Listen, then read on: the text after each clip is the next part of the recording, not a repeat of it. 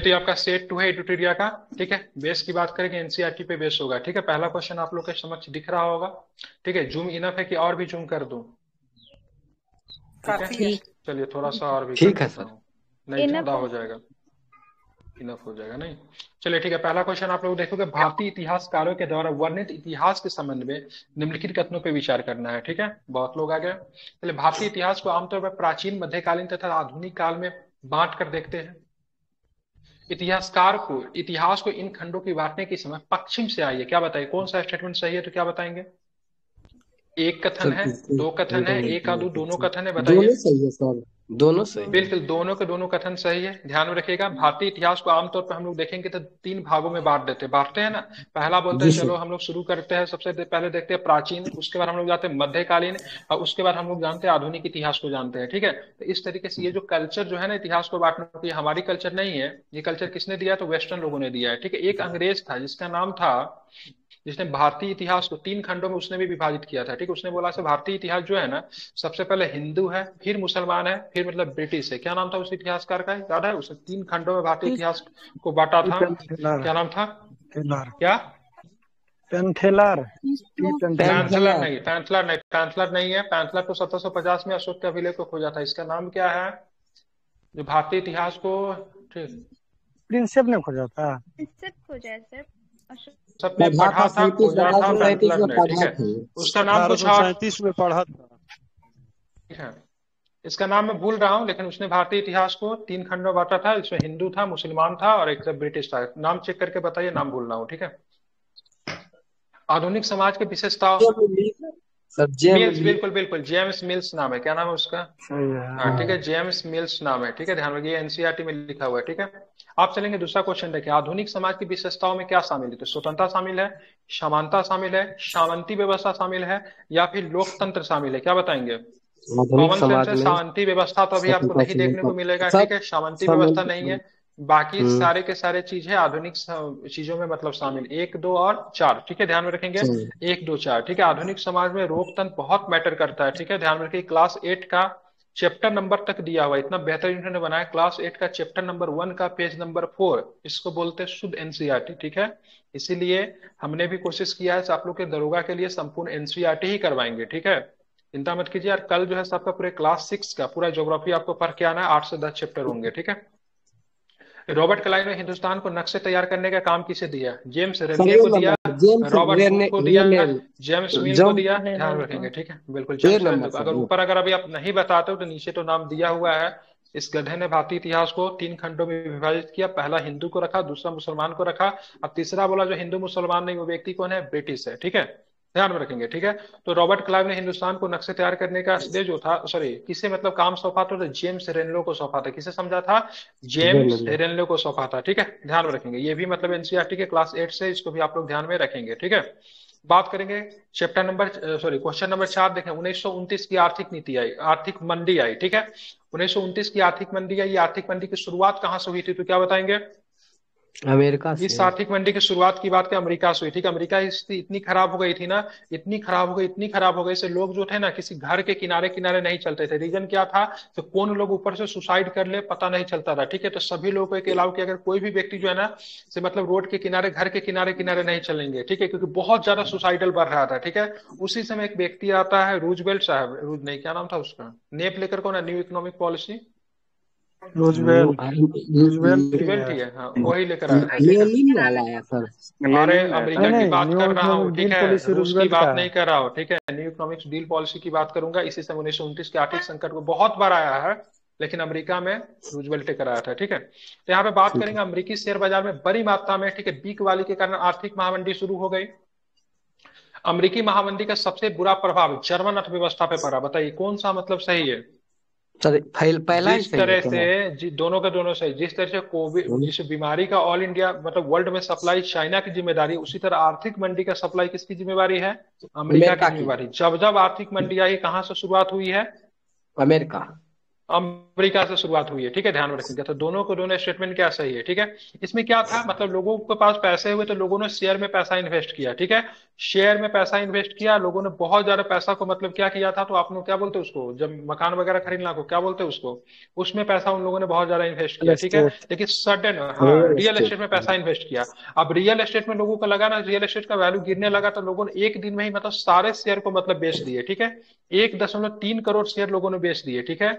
और यहाँ पे मतलब इसी तरीके से मतलब सट्टेबाज, जब शेयर मार्केट जब पैसा जब घिंचना जब शुरू हुआ, तो इसी वजह से पूरी देश में मतलब क्या हुआ, आर्थिक मंदी आ गई। उसके बाद लोगों ने क्या किया, रियल एस्टेट में जो पैसा जो इन्वेस्ट किया था, रियल एस्टेट का दाम जो एकदम मतलब जीरो हो गया। अब बैंक ऑलरेडी बहुत सारे लोगों को पैसा दे रही थी। अब बैंक ने जब लोगों से पैसा मांगा तो बोला ठीक है, हमने जो गिरवी जो रखा था रियल एस्टेट वो जाके ले लो, जबकि रियल एस्टेट का वैल्यू क्या हो चुका था, पूरी तरीके से शून्य हो चुका था, ठीक है। तो ये आर्थिक मंदी आपको 1929 में अमेरिका से शुरू हुई थी, ठीक है।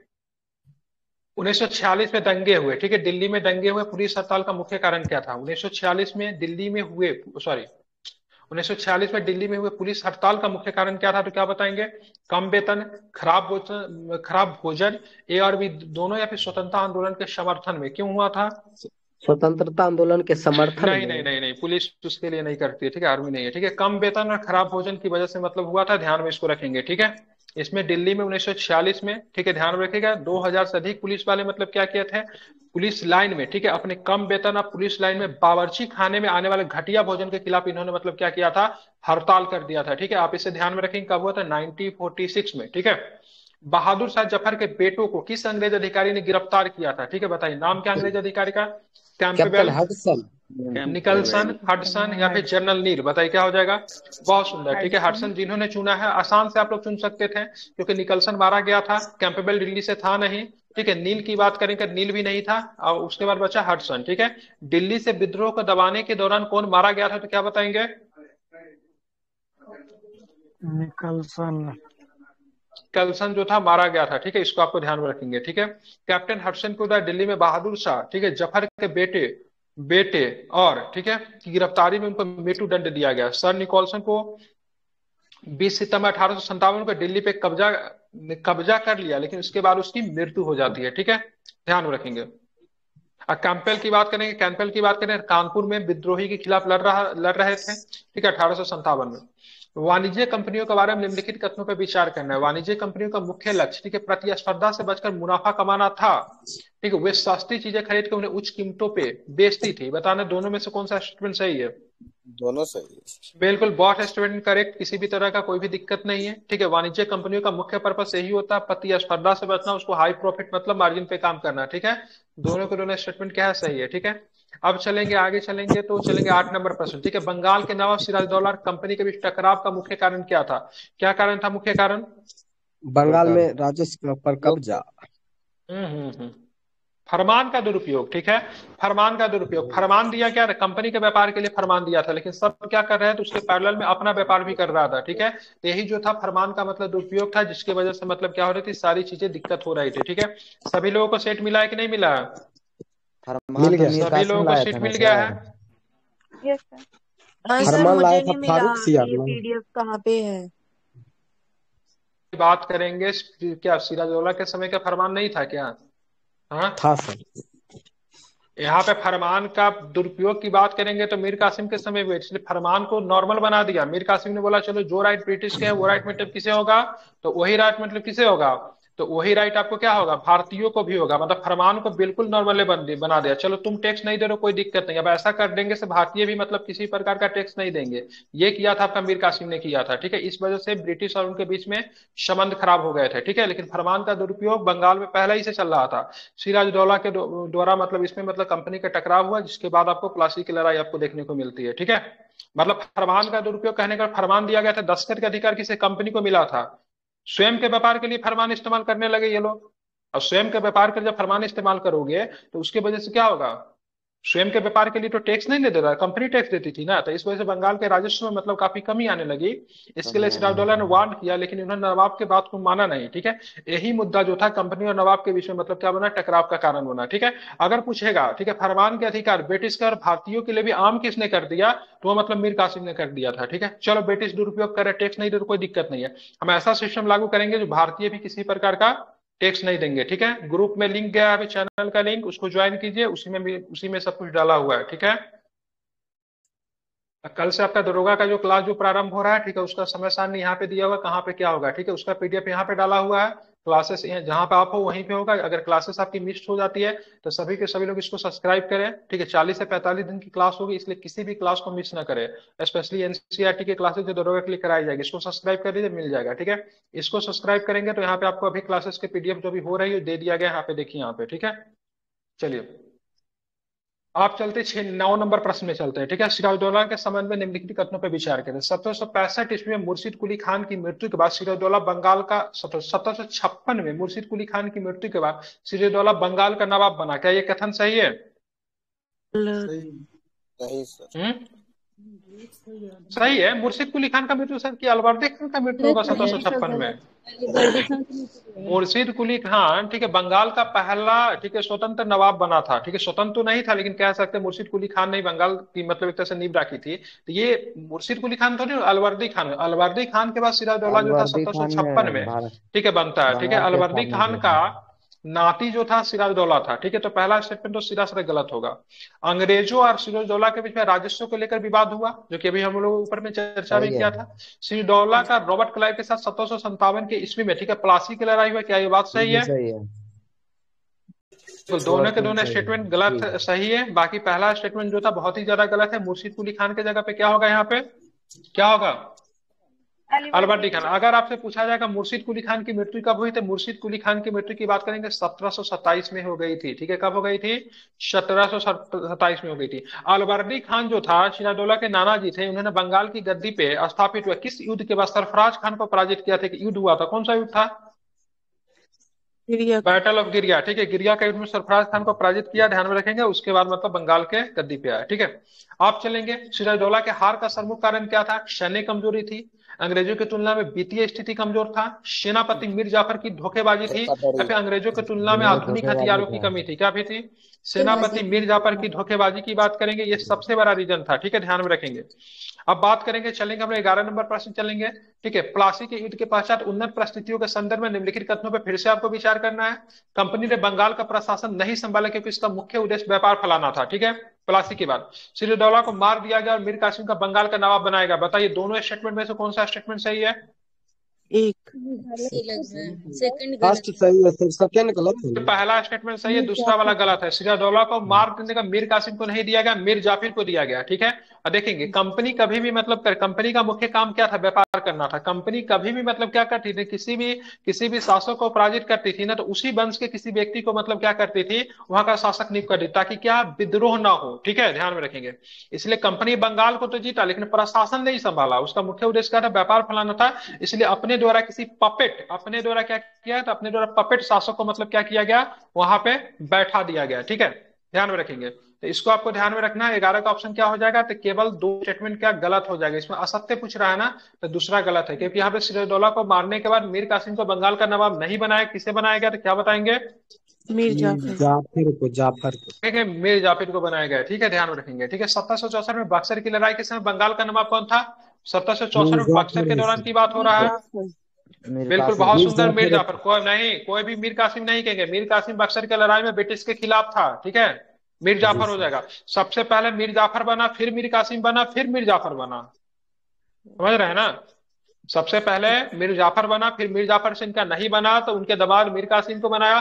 फिर मीर कासिम क्या होता? अपने राजधानी को परिवर्तित करके मुंगेर ले जाता, वहां पे हथियार वगैरह बनाने का कारखाना वगैरह खोल देता, ब्रिटिश के खिलाफ एक नीति तैयार करने। ये बात जब ब्रिटिश को जानकारी मिलती है, पटना के युद्ध में हराता भी है ब्रिटिश को मीर कासिम, पता है ना? पटना में अंग्रेजी कोठी पे क्या करता? अधिकार करके ब्रिटिश को पराजित भी करता है, ठीक है। इसी वजह से 1764 में बक्सर का युद्ध संभव यही हो गया, ठीक है। उसके दौरान फिर ब्रिटिश मीर को हराता है जाफर पटना को बना में। दिया जाता है।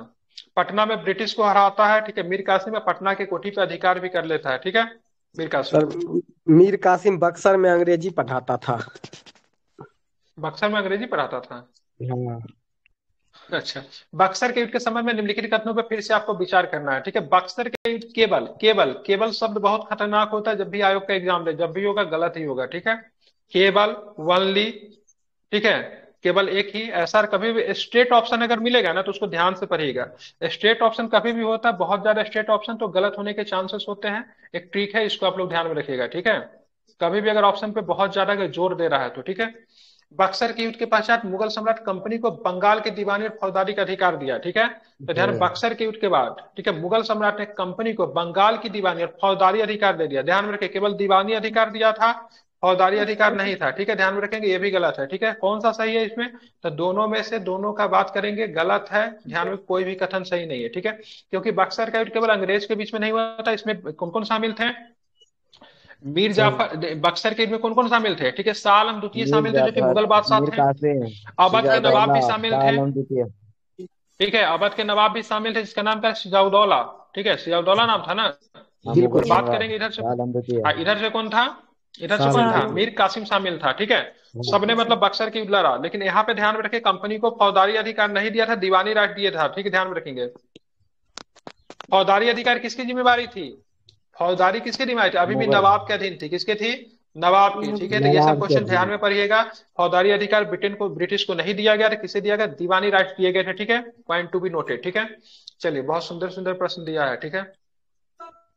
आगे चलेंगे तो आगे क्या प्रश्न है? ठीक है, सहायक संधि के संदर्भ में निम्नलिखित कथनों पे आपको फिर से विचार करनी है। सहायक संधि अपनाने वालों को रियासतों का अपनी स्वतंत्र सेना रखने का अधिकार नहीं होता, तो ये बात बिल्कुल सही है, ठीक है। अपनी स्वतंत्र सेना वो लोग नहीं रख सकते थे, ठीक है। ध्यान में रखेंगे, सेना किसके द्वारा रखी जाती थी? सेना ब्रिटिश सेना पे रखी जाती थी, जिनको सैलरी कौन देता था? तो सैलरी जो दिया जाता था, किनके यहाँ सैलरी से दिया देता जाता था था? जो जहाँ शासक महाराजा, जिनके यहाँ रखा जाता था, उनके फंड से सैलरी दिया उनके जाता था। द्वारा दिया जाता था। सहायक संधि अपनाने वाला रियासतों को कंपनी के द्वारा सुरक्षा दी जाती थी, बिल्कुल सुरक्षा दी जाती थी, ये सही सुरक्षा है। दी जाती थी। सुरक्षा के निर्धारित रकम नहीं चुकाने पर कंपनी उसके रियायत का इलाका अपने कब्जे में ले लेती थी, ये भी सही है, ठीक है। सारे के सारे स्टेटमेंट जो है क्या है, सही है, किसी भी तरह का स्टेटमेंट गलत नहीं है, ठीक है। सहायक संधि की बात करें, भारत में किसने सहायक संधि को मतलब लेकर आया, तो क्या बताएंगे? Dupleix sir, lord Dupleix Wellesley.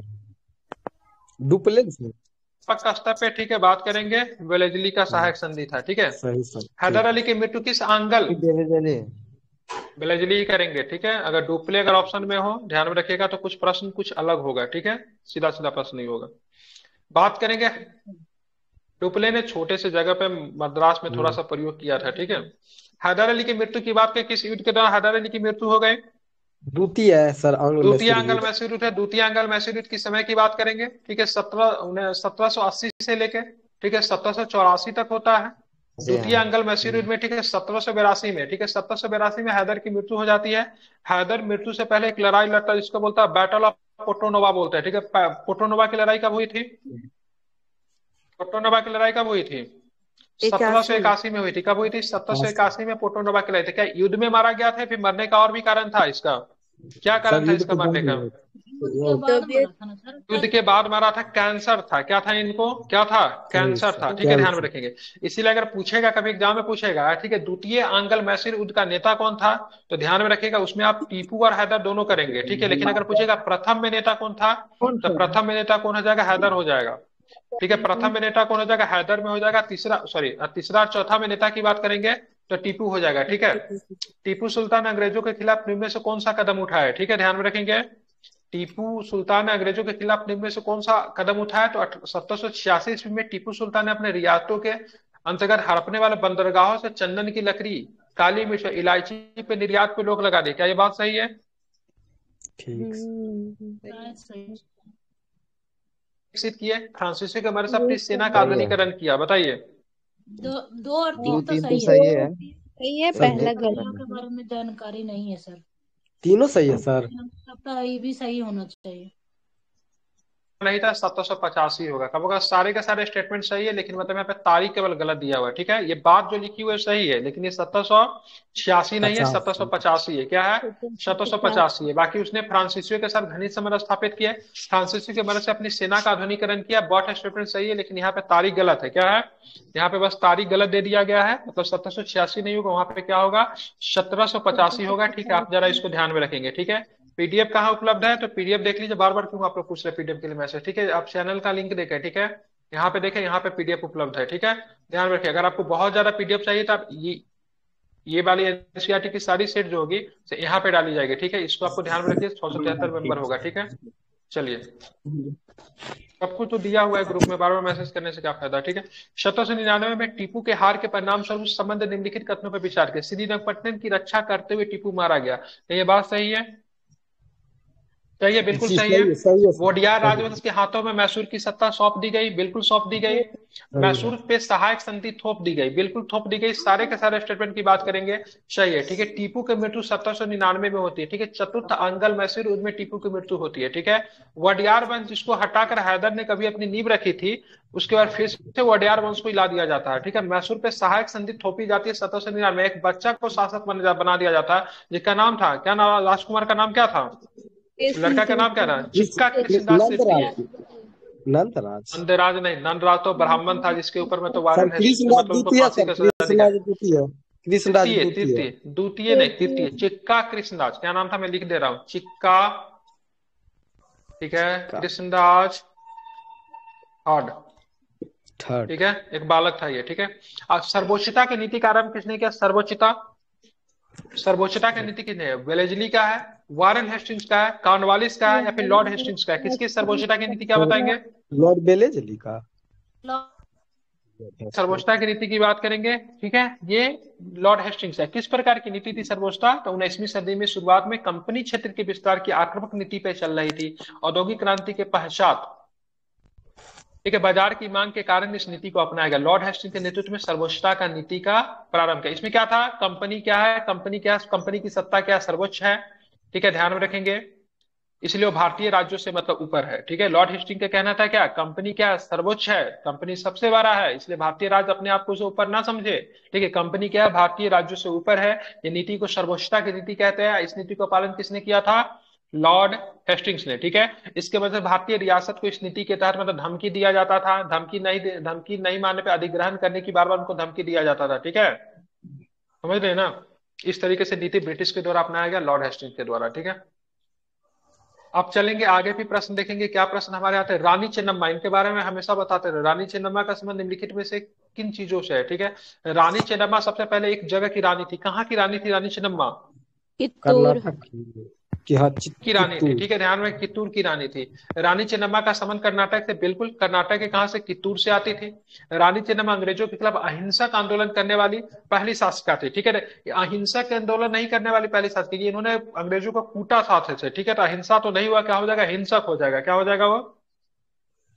क्या हो गया? हिंसा हो जाएगा, क्योंकि इन्होंने अंग्रेजों के खिलाफ क्या उठाया था? इन्होंने हथियार उठाया था, ठीक है। यहाँ पे देखिए, इन्होंने अंग्रेजों के खिलाफ तो आंदोलन करने वाली पहली शासिका थी, लेकिन वो अहिंसक नहीं था, क्या था? हिंसक था, हिंसक क्योंकि था। इन्होंने अंग्रेजों के खिलाफ क्या उठाया था? हथियार उठाया था, ठीक है। हथियार एनसीईआरटी की उठाया। यही खूबसूरती है। 1824 में उन्हें गिरफ्तार कर लिया, जेल में ही उनकी मृत्यु हो गई, ठीक है। तो 1 और 3 सारे के सारे स्टेटमेंट की बात है, सही है, ठीक है, ध्यान में रखेंगे। 1-3 ना सर, ध्यान में रखें, एक और मतलब 1 और 3 कहाँ गया? 1 और 3 बी नहीं है में। क्या? 1 और 3 बी में है सर। ठीक है, ध्यान में रखेंगे। बात करेंगे उसके बाद, मतलब इनका एक चौकीदार था, ठीक है। इनका एक चौकीदार था जिन्होंने विद्रोह को रखा था, जारी किया था, उसका नाम रायना था। नहीं पूछेगा लेकिन फिर भी बता देते, क्या नाम था? रायना, ठीक है, रायना था। इनको भी गिरफ्तार कर लिया जाता, बाद में इनको 1830 में फांसी दे दिया जाता। कंपनी ने सिंध पे कब अधिकार किया? बहुत सुंदर क्वेश्चन, 1843, बिल्कुल, ठीक है, 1843। ध्यान रखें। 1843 में, ठीक है। किसने सिंध विजय का नेतृत्व किसने किया था? तो चार्ल्स नेपियर। नेपियर ने। कौन किया था? नेपियर ने, ठीक है। और नेपियर ने एक प्रश्न भी कहा था, भाई साहब सिंध विजय करना, ठीक है, गलत तो है, लेकिन ये बहुत ही मतलब कायरतापूर्ण और दुर्भाग्यपूर्ण मतलब होगा, लेकिन फिर भी मैं सिंध विजय मतलब क्या करूंगा? करूंगा, ठीक है, ध्यान में रखेंगे, ठीक है। नेपियर 1843। सहायक संधि का मिलान करना, मिलाइए आप लोग सहायक संधि का। सतारा सबसे कब पहले होगा? सर सबसे पहले सतारा 1848। शंबलपुर 48, कब होगा? शंबलपुर, शंबलपुर 1850 में। 50, उदयपुर की बात करें, 53, 1852। रही थी क्या? सर क्वेश्चन दिख नहीं रहा है। फिर से कट कराइए ना। ठीक है, जब भी ऐसा अगर आप लोग को ये तकलीफ अगर हो तो एक बार कट के दोबारा आया, ठीक है। चलिए, बात करें किसका आंसर क्या हो जाएगा? डी हो जाएगा। फिर से रिपीट कर रहा हूं, सतारा की बात करें 1848, शंबलपुर की बात करेंगे 1850, उदयपुर की बात करें 1852, ठीक है, नागपुर की बात करेंगे 1853, ठीक है, ध्यान में रखेंगे, ठीक है। सर 3-4 बार किए फिर भी नहीं दिख रहा। सर रुकिए मैम, 2 मिनट रुकिए, अब आपको दिख जाएगा, 2 मिनट रुकिए। अगर नहीं दिख रहा तो यहाँ पे जाइए, यहाँ पे क्वेश्चन डाला हुआ है, क्वेश्चन को ऑनलाइन देखिए, ठीक है। चलिए आगे चलेंगे, अवध के अधिग्रहण, ठीक है। अब चलिए, अवध के अधिग्रहण के संबंध में निम्नलिखित कथनों पर विचार करें। अंग्रेजों ने अवध की जनता को कुशासन से आजाद कराने का तर्क देकर अवध का अधिग्रहण कर लिया, क्या ये बात सही है? कुशासन के बिल्कुल आधार पर अवध का अधिग्रहण किया गया था, बिल्कुल। अवध पर 1801 ईस्वी में सहायक संधि थोप दी गई, ये बात सही है क्या? बिल्कुल, हाँ, सही 1801 में है। अवध के साथ सहायक संधि की गई अवध थी, 56 ठीक है। सर। अरे, सहायक संधि अलग चीज है, कुशासन के आरोप लगा अधिग्रहण। सहायक संधि ठीक में है। राज्यों का अधिग्रहण नहीं होता था, समझिए इस चीज को। लेकिन जब उस पे राज्यों पे जब उस पे अधिग्रहण अलग होता था, सहायक संधि में राज्य स्वतंत्र होता था। लेकिन बहुत सारे मामले जो थे ब्रिटिश सरकार के अधीन चली जाती थी, आर्मी वगैरह सबको ब्रिटिश लीड करता था, वो हुआ सहायक संधि होता था, ठीक है, ध्यान में रखेंगे, ठीक है। और ठीक। एक होता था अधिग्रहण। अधिग्रहण में मतलब राजा का कोई भी काम नहीं, ठीक है, राजा को ही हटा दिया जाता, पूरे राज्यों को ब्रिटिश सरकार संचालित वहाँ करती थी, ब्रिटिश उसको साम्राज्य अधिग्रहण समाप्त कहते थे। तो 1856 में अधिग्रहण किया गया, 1801 में उसके साथ सहायक संधि की गई, ठीक है। ठीक। जनता अवध के नवाब से परेशान थी, अतः उन्होंने अधिग्रहण का विरोध बड़े स्तर पर नहीं किया, ठीक है, नहीं, ठीक है। जनता जो थी अवध किया। के नवाब से बिल्कुल भी परेशान नहीं थी, खुश थी, इसीलिए उन्होंने अधिग्रहण का विरोध की बात करेंगे बड़े स्तर पर किया था, ठीक है, ध्यान में रखें। गलत हो जाएगा, एक और दो स्टेटमेंट की बात करेंगे, सही हुआ, ठीक है। सही। इसलिए आप देखोगे आगे चल के अवध में क्या होता है, विद्रोह होता है। अवध का विद्रोह का नेतृत्व की बात करें बेगम हजरत महल करती है, जो कि मतलब क्या, बाजिद अली शाह की मतलब पत्नी होती है। इनको महक परी के नाम से जानते हैं, कौन सी परी? महक परी के नाम से इनको जानते थे, ठीक है। वाजिद अली शाह का बेटा भी होता है जिसका नाम था बिजरिस कादिर, क्या नाम था? बिजरिस कादिर जिसका बिजलिस नाम था, ध्यान कादिर। में रखेंगे, बिजरिस कादिर, ठीक है। वाजिद अली शाह को क्या किया जाता है, इनके निर्वासित जीवन जीने के लिए कलकत्ता भेज दिया जाता है, ठीक है, जी ध्यान सर। में रखेंगे। आप चलेंगे, गवर्नर जनरल वारेन हेस्टिंग्स द्वारा शुरू की गई न्याय व्यवस्था निम्नलिखित व्यवस्था आती है। हर जिले में दो अदालत बनाई गई, फौजदारी अदालत और दीवानी अदालत। दीवानी अदालतों में मुखिया यूरोपीय जिला कलेक्टर होते थे, जिनमें यूरोपीय पद्धति पे दीवानी कार्य किए जाते थे, ठीक है। फौजदारी अदालतों में अभी भी काजी और मुफ्ती के अंतर्गत थी, लेकिन फिर भी कलेक्टर की निगरानी में काम करते थे। कौन सा कथन सही है? 3 सही एक होगा, 3। इसका 2 गलत। एक और 3 सही है, ठीक है। क्योंकि दीवानी अदालतों में मुखिया यूरोपीय जिला कलेक्टर तो होते, जिनमें यूरोपीय पद्धति पे दीवानी कार्य नहीं होता था। इसमें हिंदू के लिए मतलब क्या होता था, हिंदू के लिए मतलब क्या था, हिंदू लॉ के हिसाब से। मुस्लिम के लिए मुस्लिम लॉ के हिसाब से होता है। लेकिन फौजदारी में क्या होता था, केवल केवल मुस्लिम लॉ पे काम होता था, ठीक है, ध्यान में रखेंगे। तो 1 और 3 इसका स्टेटमेंट सही है, ठीक है। फौजदारी अदालतें में अभी भी काजी और मुफ्ती के अंतर्गत थी, क्योंकि मैंने पहले ही बताया, ठीक है। अगर बात करें दीवानी में 2 तरह के लॉ थे, हिंदू के लिए हिंदू लॉ और मुस्लिम के लिए मुस्लिम लॉ। लेकिन जो फौजदारी अदालत थी उसमें कौन सा लॉ लगता था, तो हिंदू लॉ नहीं लगता था, मुस्लिम लॉ पे काम होता था। इसलिए फौजदारी अदालत अभी भी काजी और मुफ्ती के अंतर्गत थी, लेकिन कलेक्टर की निगरानी में काम होती थी। अंडरस्टैंड, क्लियर, समझ गए ना? बिल्कुल बिल्कुल। Yes sir. दीवानी अदालत में किसके हिसाब से काम करता था, हिंदुओं के लिए हिंदू लॉ था, मुस्लिम के लिए मुस्लिम लॉ, ठीक है। लेकिन जो क्राइम करने के लिए जो फौजदारी अदालत जो था, उसमें केवल केवल मुस्लिम लॉ के हिसाब से काम होता था, समझ गए? जी सर। चलिए आप चलेंगे आगे। पता ना वारेन हेस्टिंग्स पे किसने इंग्लैंड में महाभियोग लगाया? बर्क ने लगाया था। हाँ, किसने लगाया इंग्लैंड था? और बर्क बर्क ने लगाया था। हेनरी। और बात करेंगे इंग्लैंड कब लौट था, वारेन हेस्टिंग्स की बात करें, इंग्लैंड कब वापस गया था, तो 1985 में इंग्लैंड गया, सॉरी 1950, 1785 में गया। कब गया? 1785 में वहां पे वापस लौटता है हेस्टिंग्स। तो जब वहां पे हेस्टिंग्स लौटा तो इसके बाद बहुत संपत्ति था, ठीक है। बजाबते के साथ जाता है, काफी शानदार महल बनाता है। उसके बाद मतलब क्या करता है वहां पे, मतलब वहां पे एक सीट खरीद लेता है, पार्लियामेंट का एक सीट खरीद लेता है, आराम से जाके बहुत मजेदार से जिंदगी जीने लगता है। लेकिन बाद में उसके ऊपर बर्क जो था, उसने इसके ऊपर महाभियोग लगाया। लेकिन कहते हैं जो महाभियोग में जो लगाने वाले जो बर्क जो था ना, उसके जो सदस्य के और भी लोग थे, उन सबको इसने बजाबते के साथ खरीद लिया था, ठीक है। और उसके बाद ये जो महाभियोग कभी भी मतलब इसके ऊपर साबित ही नहीं हो पाता, ठीक है। अगर पूछेगा महाभियोग का मुकाबला कितने वर्षों तक चला था, 7 वर्षों तक चला था, लेकिन कभी भी साबित नहीं हुआ, ठीक है, ध्यान में रखेंगे। देखेंगे जिस समय बंगाल में अस्थायी बंदोबस्त लागू किया गया, उस समय बंगाल का गवर्नर कौन था, तो क्या बताएंगे? Lord Cornwallis. वेलेजली। कॉर्नवालिस।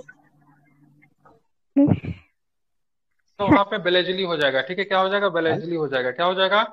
बेलेजली, ठीक है, ध्यान में रखेंगे, ठीक है। कब हुआ था बंगाल में अस्थायी बंदोबस्त लागू? 1793 1793 में। 1793, 1793, हाँ ठीक है, ठीक है। बेलेजली जो था, ध्यान में इसको रखिएगा, इंपॉर्टेंट है। और उससे पहले वारेन हेस्टिंग्स का समय काल बताइए, कब से कब तक था हेस्टिंग्स? अरे का 1784 कर्नावालिस ने तक था, लागू ये भी किया था। 85 तक था। 80 85 तक था कि तक। 84 तक था? 85 तक था, कर्नावालिस ने ठीक है। लागू ये किया कम था ये। 80 तक। कौन? कर्नावालिस ना बस अंग्रेजी। बंगाल की बात 86 हो से रही है। लेके 93 तक। अच्छा, बंगाल में है। बंगाल की बात हो रही है, ठीक है। अस्थाई बंदोबस्त के संबंध में निम्नलिखित कथनों पर विचार करें। सबसे पहले बताइए, अस्थाई बंदोबस्त में जमीन का मालिकाना है किसके पास होता था? स्थायी बंदोबस्त जमींदार के पास सर। जमींदार। बंदोबस्त में मतलब किसानों के पास, मतलब जमींदार का मालिकाना हक होता है, जहां पे जमीन वगैरह को बेच वगैरह भी सकते थे वो। रैयत बाड़ी। महाबाड़ी में। ठीक है, ठीक है। अस्थाई बंदोबस्त का कुछ स्टेटमेंट दिया हुआ, ध्यान से होगा। अस्थाई बंदोबस्त का लाभ प्रारंभ में कंपनी को मिला, मगर बाद में जमींदारों की अपेक्षा कम लाभ प्राप्त हुआ है, ठीक है। मतलब बाद में जमींदार मतलब क्या थे, अधिक मतलब लाभान्वित होने लगे इस व्यवस्था से। जैसा कि बताया कि जमींदार जो थे इस व्यवस्था में, ठीक है, जमीन के मालिक होते थे। अस्थाई बंदोबस्त की रकम ज्यादा होने के कारण कई जमींदारों की जमींदारी राजस्व चुकाने में, ठीक है, विफल हो जाने के कारण छीन ली गई, ठीक है। ध्यान रखेंगे। सो सनसेट लॉ भी एक बना था, ठीक है। किसानों के लिए व्यवस्था दमनकारी सिद्ध हुई क्योंकि लगान की रकम बहुत ज्यादा थी, जमीन पर उनका अधिकार सुरक्षित नहीं था। बताना निम्नलिखित में से असत्य कथन की चयन करें। तो कौन सा कथन इसमें से आपको गलत लग रहा है, बताइए। कहते हैं इसमें कोई भी स्टेटमेंट गलत नहीं था। कितने किए जाते थे? 10/11 भाग किसे देना पड़ता था? कारों को खुद रखता था या फिर ब्रिटिश को देता था? अपने पास कितना भाग रखता था? एक बटा 1/11। 1/11 भाग रखता था, ठीक है। और जमीन पे किसी भी प्रकार का मालिकाना हक जो था ब्रिटिश को, सॉरी, किसानों को उपलब्ध नहीं था, ठीक है। नहीं था। महलवारी व्यवस्था की बात करें। महलवारी व्यवस्था लागू करने के समय बंगाल का गवर्नर कौन था? ध्यान में रखिएगा, प्रश्न देख लीजिए क्या पूछ रहा है। Hastings Mackenzie. बिल्कुल ठीक है, लॉर्ड हेस्टिंग्स था। कौन था? लॉर्ड हेस्टिंग्स था, ध्यान में इसको रखिएगा। लेकिन महलवारी व्यवस्था का जनक किसे कहा जाता है? हॉल्ट मैकेंजी को। हॉल्ट मैकेंजी मैकेंजी को। ने। इस व्यवस्था को कब लागू किया गया? मद्रास के एक जगह पे लागू किया गया था। कहाँ पे लागू किया? महलवारी, महलवारी था ना, क्या नाम, अरे में लागू किया कब? 1822 में, ठीक है। हॉल्ट मैकेंजी के द्वारा कब? 1822 में इस व्यवस्था को लागू किया गया है, ठीक है। ध्यान में रखेंगे, ठीक है। अस्थाई बंदोबस्त सबसे पहले कहाँ लगा था सर? कौन? आप रैयत वारी में बता दिए। ना ये अस्थाई बंदोबस्त कहाँ लगा था सबसे पहले? अरे बंगाल में ही, तो बंगाल बंगाल बिहार में इस लगा समय था, लगा उस था। टाइम कौन था गवर्नर? 1792 तक, 93 तक। बेलेजिली सर आंसर ऊपर। लिया है, आप देख लीजिएगा, उसमें हो सकता सर है गलत दोनों हो का गया, वो हमको लग रहा पीरियड है जो है सर सो। गलत है, उसमें वो बेलेजली तो कर्नावालिस होगा, होना चाहिए। 1793 तक, सही है, 85 सही है, तक, वो वही ना। बोल रहा है बंगाल में पूछ रहा है और मालवाड़ी जो लगा था, सही है। अच्छा क्वेश्चन देखो। आंसर बेलेजिली लिए हुआ है, देख लीजिएगा, ठीक है। इसमें क्या हो जाएगा? महलवारी व्यवस्था लागू, हाँ, आंसर में बेलेजिली लिया है, ठीक है। महलवारी व्यवस्था ठीक है। लागू करने के समय बंगाल का गवर्नर की बात करेंगे, हेस्टिंग्स हो जाएगा। अब महलवारी व्यवस्था के जनक कौन थे? तो हॉल्ट मैकेंजी को कहा जाता है, ठीक है। ध्यान में रखेंगे। जी सर। आगे चलेंगे तो बताइएगा। 28 नंबर प्रश्न देखिए, महलवारी व्यवस्था के संबंध में निम्नलिखित कथनों पर विचार करना है, ठीक है। पहला स्टेटमेंट की है अलेक्जेंडर रीड के द्वारा इस बार पहली बार लागू किया गया। ये तो गलत है ना, सही है क्या? हम्म। ठीक है, गलत हो जाएगा क्योंकि किसके द्वारा लागू किया गया महलवारी व्यवस्था को? मैकेंजी के द्वारा। सलमान ये व्यवस्था मैकेंजी। महाल जो गांव का समूह था उससे ही की जाती थी, ये तो सही है, ठीक है। गांव का मतलब चौधरी होता था, मुखिया होता था, इन लोगों को पकड़ा जाता तो उनके साथ व्यवस्था की जाती थी। भू राजस्व की रकम निश्चित रूप से तय कर दी जाती थी, जिनसे चुकता करने पर जिम्मेदारी सामूहिक रूप से महाल की होती थी, ठीक है। तो ये स्टेटमेंट सही है कि गलत है? सही है। जिम्मेदारी समूह सही है सर। नहीं था, ठीक है। हालांकि महाल की तो सामूहिक जिम्मेदारी थी लेकिन निश्चित नहीं था, ठीक है। देखिए, भू राजस्व की रकम निश्चित रूप से नहीं की जाती थी, बल्कि उसमें समय समय पर संशोधन की गुंजाइश की जाती थी। उसे अदा करने की जिम्मा जमींदारों के बजाय गांव के मुखिया को सौंपा जाता था, जो कि महाल का नेतृत्व करता था, ठीक है। तो इसमें निश्चित दर नहीं थी। बाकी ये व्यवस्था जो थी महाल जो गांव का समूह था उसके साथ की जाती थी। ये स्टेटमेंट सही लिया है, मतलब केवल कथन नंबर 2 था। ध्यान में रखिएगा, दर जो थी निश्चित नहीं थी, समय समय पर संशोधन किया जाता था, ठीक है। मेनली 10 साल 20 साल पे उसमें संशोधन करने की बात कही गई थी। रईतवारी व्यवस्था के संबंध में निम्नलिखित कथनों पर विचार करना। सबसे पहले कैप्टन अलेक्जेंडर रीड ने इस व्यवस्था को लागू किया, ये बात सही है? सही है कि नहीं है, बताइए। सही है बिल्कुल सर। ठीक है। सही है सर। भू राजस्व वसूलने की व्यवस्था किसी संस्था या जमींदारों से ना करके सीधे रैयतों को दिया गया, बिल्कुल ठीक है। बिल्कुल। दोनों सही। जमीन का मालिकाना हक किसके पास था? क्या इसी व्यवस्था में किसान के पास था या फिर इसमें भी जमींदार के पास था? किसके पास है जमीन का मालिकाना हक? जमींदारों के पास था किसान के लेकिन। पास था। किसान के पास था। बेच भी करते थे, गिरवी भी दे सकते थे, ठीक है। ध्यान में रखेंगे। तो रैयत बाहरी व्यवस्था की बात करेंगे। व्यवस्था मुनरो व्यवस्था भी कहा जाता है, क्योंकि उसको थॉमस मुनरो ने मतलब क्या किया था, इस व्यवस्था को मतलब बहुत अधिक विकसित किया था। ठीक है, ध्यान में रखेंगे। ठीक है, थॉमस मुनरो ने इस व्यवस्था को विकसित किया था, लेकिन सबसे पहले इस व्यवस्था का लागू किसने किया था, तो रीड ने लागू किया था। ठीक है, रीड मुनरो का नाम ध्यान में रखेंगे। पहले बंगाल में नील विद्रोह कब हुआ, तो क्या बताएंगे, नील विद्रोह कब हुआ, 1859 में सर, 59 में। 1800 में। नील जानते थे ना क्या होता है, एक प्रकार का नकदी फसल था जो कि कपड़े को कलर करने में इसका मतलब प्रयोग होता था। ठीक है, एक किताब है जहाँ पे नील विद्रोह के बारे में चर्चा किया है। कौन सी पुस्तक में नील विद्रोह के बारे में चर्चा किया गया है, ये अमृत बाजार में सर। नील दर्पण में। ठीक है, ध्यान रखो। ठीक ठीक ठीक, सर चलिए बाह।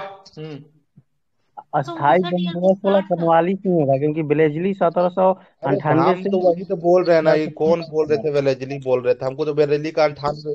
सोल्यूशन में ही लिखा हुआ है, इसको स्क्रीनशॉट लेके आई विल चेक, देख लेंगे इसको। ठीक है, डाल देंगे। ठीक है, सर ठीक है, अपलोड कर दे सर, बाद में ठीक आंसर है, देने देख लेंगे। कीजिएगा। ठीक है, आंसर में यही लिखा हुआ है। ठीक है, इस पे बेवजह डिस्कशन नहीं, समय से पहले इसको खत्म करना है। ठीक है, चलिए, निम्न में से कौन सी आदिवासी समूह पशुपालक नहीं था, पशुपालक नहीं था, बताइए।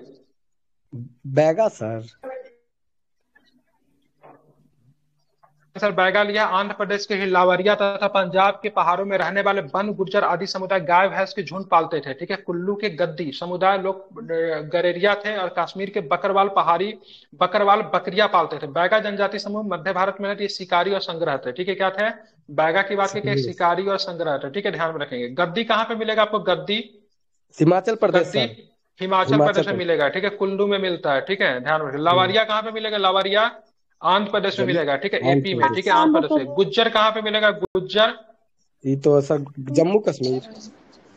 ध्यान में रखेंगे, जम्मू कश्मीर की तरफ ही गुज्जर मिलेगा। एक बकरवाल मिलता है। ठीक है, वो भी आपको कहाँ मिलेगा, बकरवाल कहाँ पे मिलेगा, वो भी आपको कहाँ पे मिलेगा, जम्मू कश्मीर में ही मिलेगा। ठीक है, ध्यान में रखेंगे। ठीक है, एक चीज मैं आप लोग को कहना चाहता हूँ, मैंने आप लोग के लिए मतलब एक प्लान सेट किया है जो कि मेंस के लिए। ठीक है, जो कि मैंने इसमें लुसेंट को शामिल किया है, और संपूर्ण डिस्ट्रिक्ट एनसीईआरटी का एमसीक्यू है उसमें शामिल किया, जिसमें से हिस्ट्री है।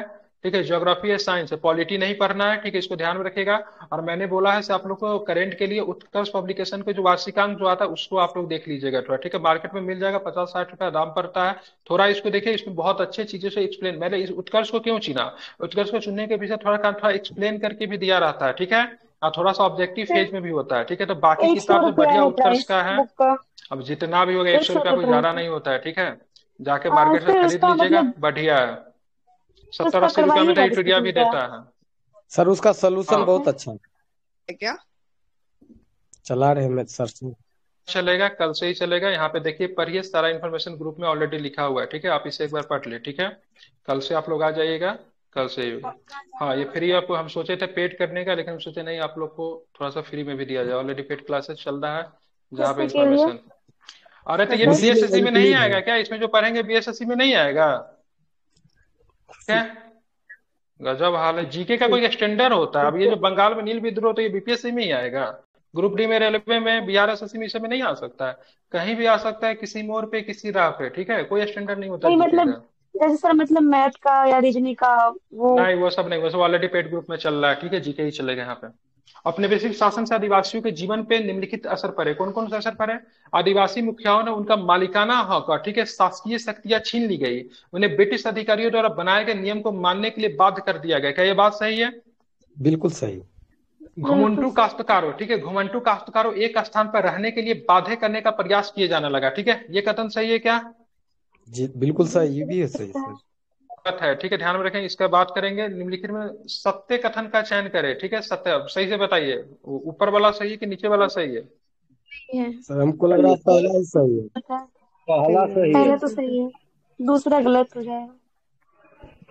बात करेंगे तो केवल 2 स्टेटमेंट सही लिया, पहले का स्टेटमेंट गलत लिया। ठीक है, आदिवासी मुखियाओं से उनका मालिकाना हक और शासकीय शक्तियां छीन ली गई, उन्हें ब्रिटिश अधिकारियों द्वारा बनाए गए नियम को मानने के लिए बाध्य कर दिया, गलत कथन है। ठीक है, मैं इसका सोल्यूशन पढ़ रहा हूँ, सुनिएगा जरा। ठीक है, औपनिवेशिक शासन के आदिवासियों के जीवन पर नकारात्मक प्रभाव पड़ा। आदिवासी मुखियाओं के पास कई कई गाँव पे जमीन का मालिकाना हक मिला, परंतु उनकी शासकीय शक्तियां छीन गई और उन्हें ब्रिटिश अधिकारियों द्वारा बनाए गए नियमों को मानने के लिए बाधित किया गया। घुमंटू काश्तकार कई जगह घूमते थे और एक जगह टिक कर नहीं रहते थे, फलस्वरूप अंग्रेजों द्वारा उनकी नियंत्रण करना मुश्किल होता था।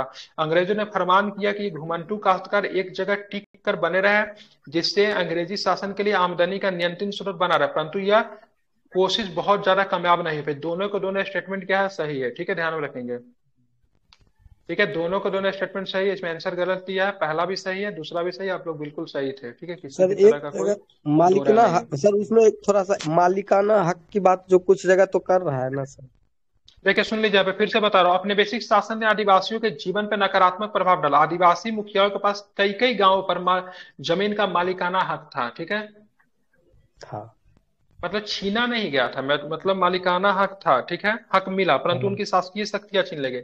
मतलब यहाँ पे गलत करिए, यहाँ पे मालिकाना हक छीनने की बात हो रही है, तो मालिकाना हक हम्म, नहीं छीना गया। ठीक है, उनकी वही शासकीय तो बात। शक्तियां छीन ली गई।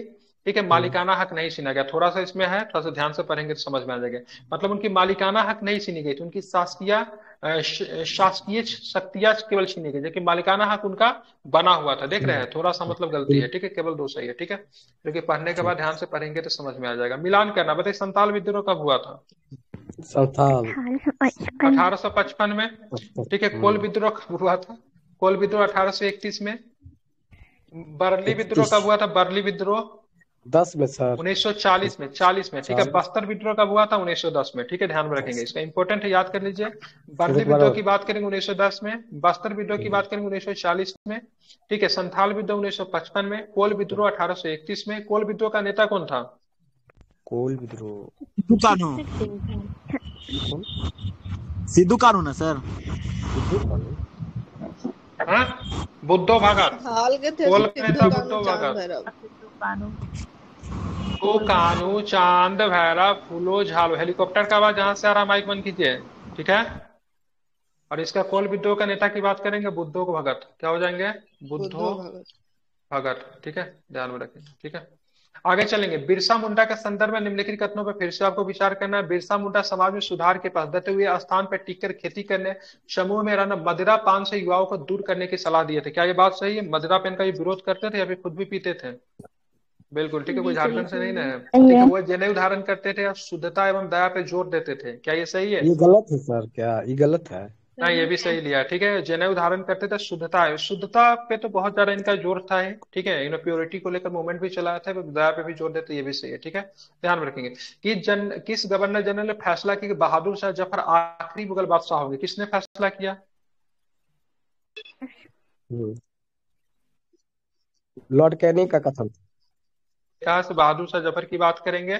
ठीक है, ध्यान में रखेंगे, आखिरी बादशाह होंगे। 1857 की लड़ाई के बाद इनको कब मतलब भेज दिया, कब इनको गिरफ्तार करके भेज दिया जाता है, मतलब वहां पे, और जहाँ पे उनकी मृत्यु हो जाती, कहाँ पे भेजा जाता है? रंगून में भेजा गया था। बिल्कुल ठीक है, ध्यान में रंगून में। रखेंगे। बिल्कुल ठीक है, 1800 रंगून में भेजा जाता है। ठीक है, ध्यान में, कंपनी ने मुगलों के शासन को खत्म करने की पूरी योजना बना ली थी। कंपनी द्वारा जारी किए गए सिक्कों पर से मुगल बादशाह का नाम हटा दिया गया। ठीक है, 1849 में गवर्नर डलहौजी ने ऐलान किया बहादुर शाह जफर की मृत्यु कर बहादुर के परिवार को लाल किले से निकलकर उसे दिल्ली में कहीं और बसाया जाएगा। तो ध्यान में रखें, इसमें ध्यान में रखना है, यहाँ पे अगर पूछेगा, ये पूछेगा कैनिंग की अगर मृत्यु अगर हो जाएगी तो उसके परिवार को निकल कर, ठीक है, दिल्ली से, मतलब दिल्ली के लाल किले से निकाल कर कहीं और बसा दिया जाएगा। जिसने बोला था तुम जाकर वहां पे रहो, क्या बोलते हो उसको, लाल किला में जाके रहो, ये पूछेगा डलहौजी हो जाएगा। लेकिन अगर पूछेगा किसने घोषणा किया था बहादुर शाह जफर आखिरी मुगल बादशाह हो गए, देन मतलब कैनिंग होगा। ठीक है, जी।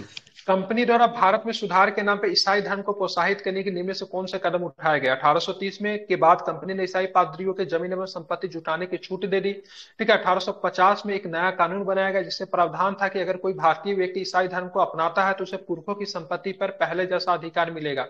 बताइए कौन सा सही है?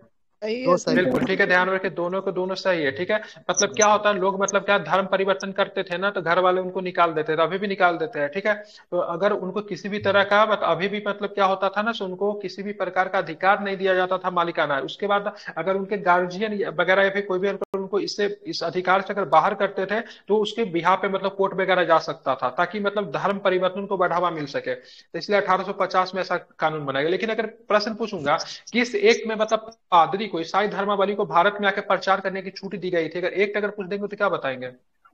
1813 एक्ट। 1813।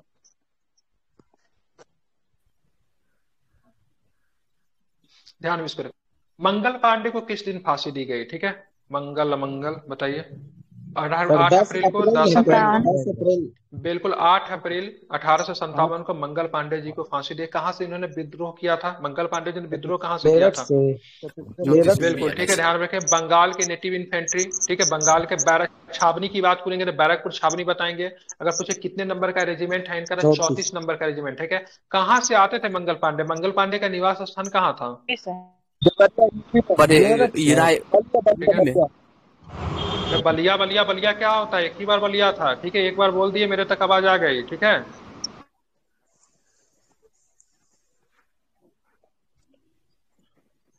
क्या पता 1857 के विद्रोह के समय में निम्न चीजों पे आपको विचार करनी है। नाना साहब की बात करेंगे, नाना साहब कहाँ से थे? तो कानपुर से थे।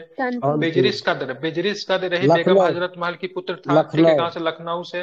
रानी अवंतीबाई लोधी की बात करेंगे, ध्यान में रखें, राजगढ़ से थी, ठीक है, ध्यान में रखिएगा। रानी लक्ष्मीबाई तो आपकी झांसी से थी, ठीक है, इसको आपको ध्यान में रखना है, ठीक है। आप चलेंगे आगे, देखेंगे 39 नंबर प्रश्न देखेंगे क्या है, ठीक है। विद्रोहियों के संबंध में निम्नलिखित कथनों पर विचार करें। बहादुर शाह जफर को उनकी पत्नी के साथ निर्वासित करके रंगून के एक जेल में भेज दिया, 1861 में उनकी मृत्यु हो गई। क्या ये बात सही है कि सही है? इसवी गलत में थोड़ी ना मृत्यु हुई थी, ऊपर वाला कहानी तो सही, लेकिन मृत्यु 1862 में हुई थी, 62 ठीक में है, मृत्यु है। 1862 में मृत्यु हो गई थी। कथन सही लिखा हुआ, बस तारीख गलत है, ठीक है। 1858 में रानी लक्ष्मीबाई को अंग्रेज से लड़ते हुए वीरगति को प्राप्त हुई, बिल्कुल सही है। ताता टोप्पे मध्य भारत में जंगलों में रहते हुए आदिवासियों और किसानों के साथ छापामार युद्ध करते थे, ठीक है। तो दोनों को दोनों स्टेटमेंट की बात करेंगे, सही है, ठीक है। अब बात करें रानी लक्ष्मीबाई की मृत्यु कहाँ पे हुई थी, तो क्या बताएंगे? ग्वालियर में। लड़ते हुए आंसर है, ठीक है, ध्यान रखेंगे, ठीक है। बाकी तात्या टोपे की कौन सा? कालिपी युद्ध में मरी थी। रखेंगे, शहीद हुई थी, मरी थी नहीं, ठीक है। चलिए आगे बात करेंगे। 1857 के विद्रोह के बाद अंग्रेजों ने अपनी नीतियों में निम्नलिखित बदलाव किए। कौन कौन सा बदलाव किए? ईस्ट इंडिया कंपनी के सारे अधिकार ब्रिटिश साम्राज्य के हाथ में सौंप दिए गए। एक परिषद का गठन किया गया जिसे इंडिया काउंसिल कहा गया। ये बात सही है क्या? सही है, ठीक है। डलहौजी के व्यक्तिगत सिद्धांत को त्याग दिया गया और स्थानीय शासकों के दत्तक पुत्रों को सत्ता सौंपने की छूट दी गई, मतलब गोद अब ले सकते थे, ये भी सही है। अंग्रेजों ने भारतीय लोगों के धर्म और सामाजिक रीति रिवाज का सम्मान करने का फैसला किया, ठीक है। बताइए कौन सा सही है इसमें से?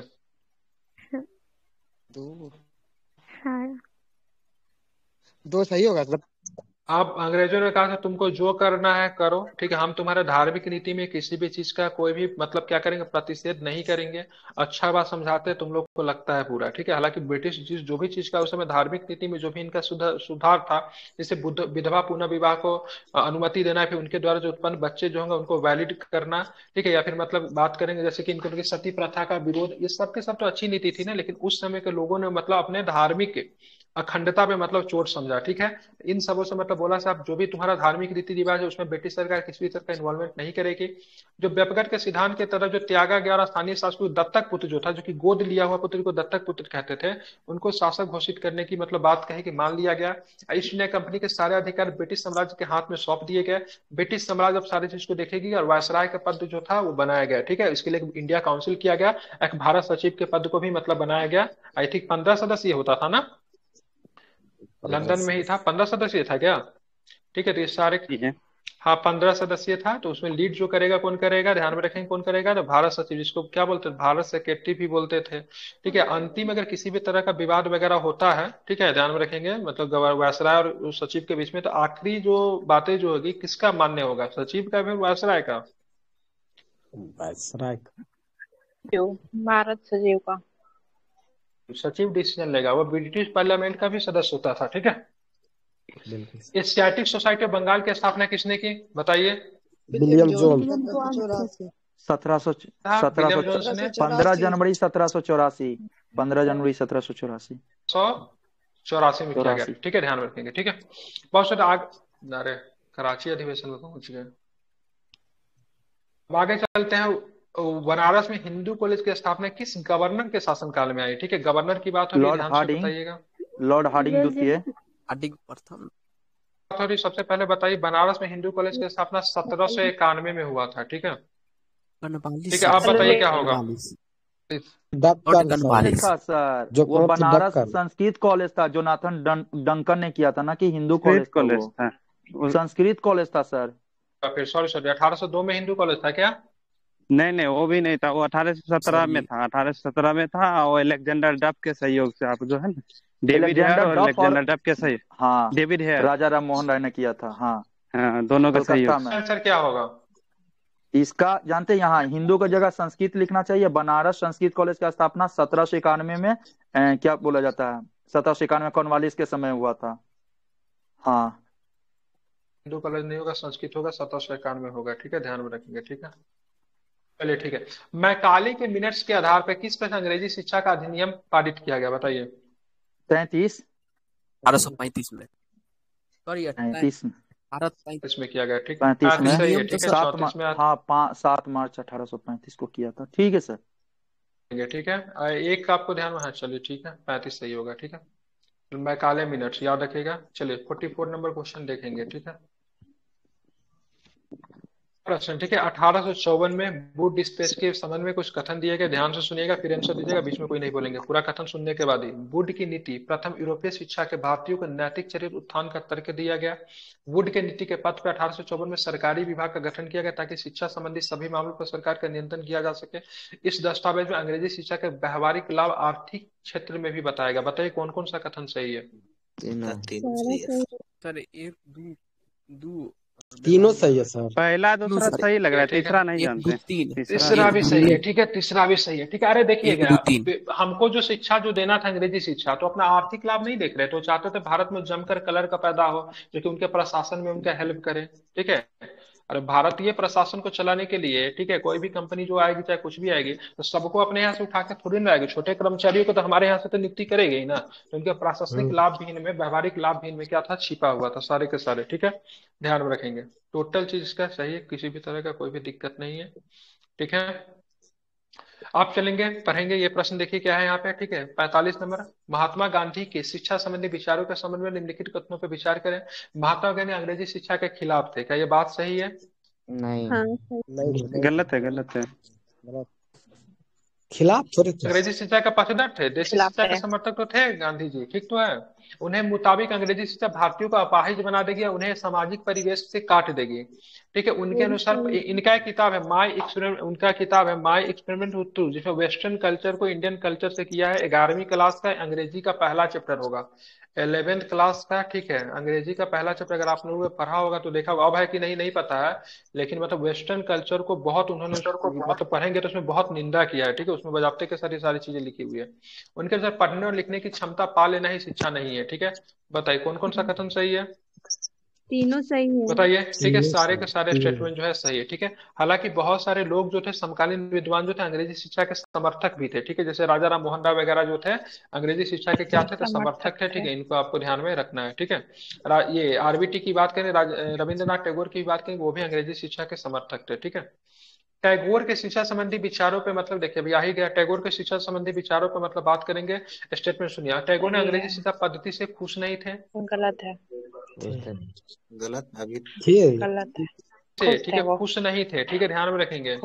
ठीक है, उनके अनुसार सृजनात्मक शिक्षा केवल प्राकृतिक परिवेश में ही प्रोत्साहित किया जा सकता है। सही है सर। टैगोर ने आधुनिक पश्चिमी सभ्यता भारतीय परंपरा का श्रेष्ठ तत्वों का सम्मिश्रण चाहते थे। ठीक है, बिल्कुल इसमें सारे के सारे स्टेटमेंट सही लिखा है। ठीक है, ध्यान रखेंगे। इन्हों को अंग्रेजी शिक्षा प्राप्ति के तहत स्कूल का माहौल दमनकारी लगता है। ये अंग्रेजी शिक्षा के समर्थक थे लेकिन उनके पद्धति से खुश नहीं थे।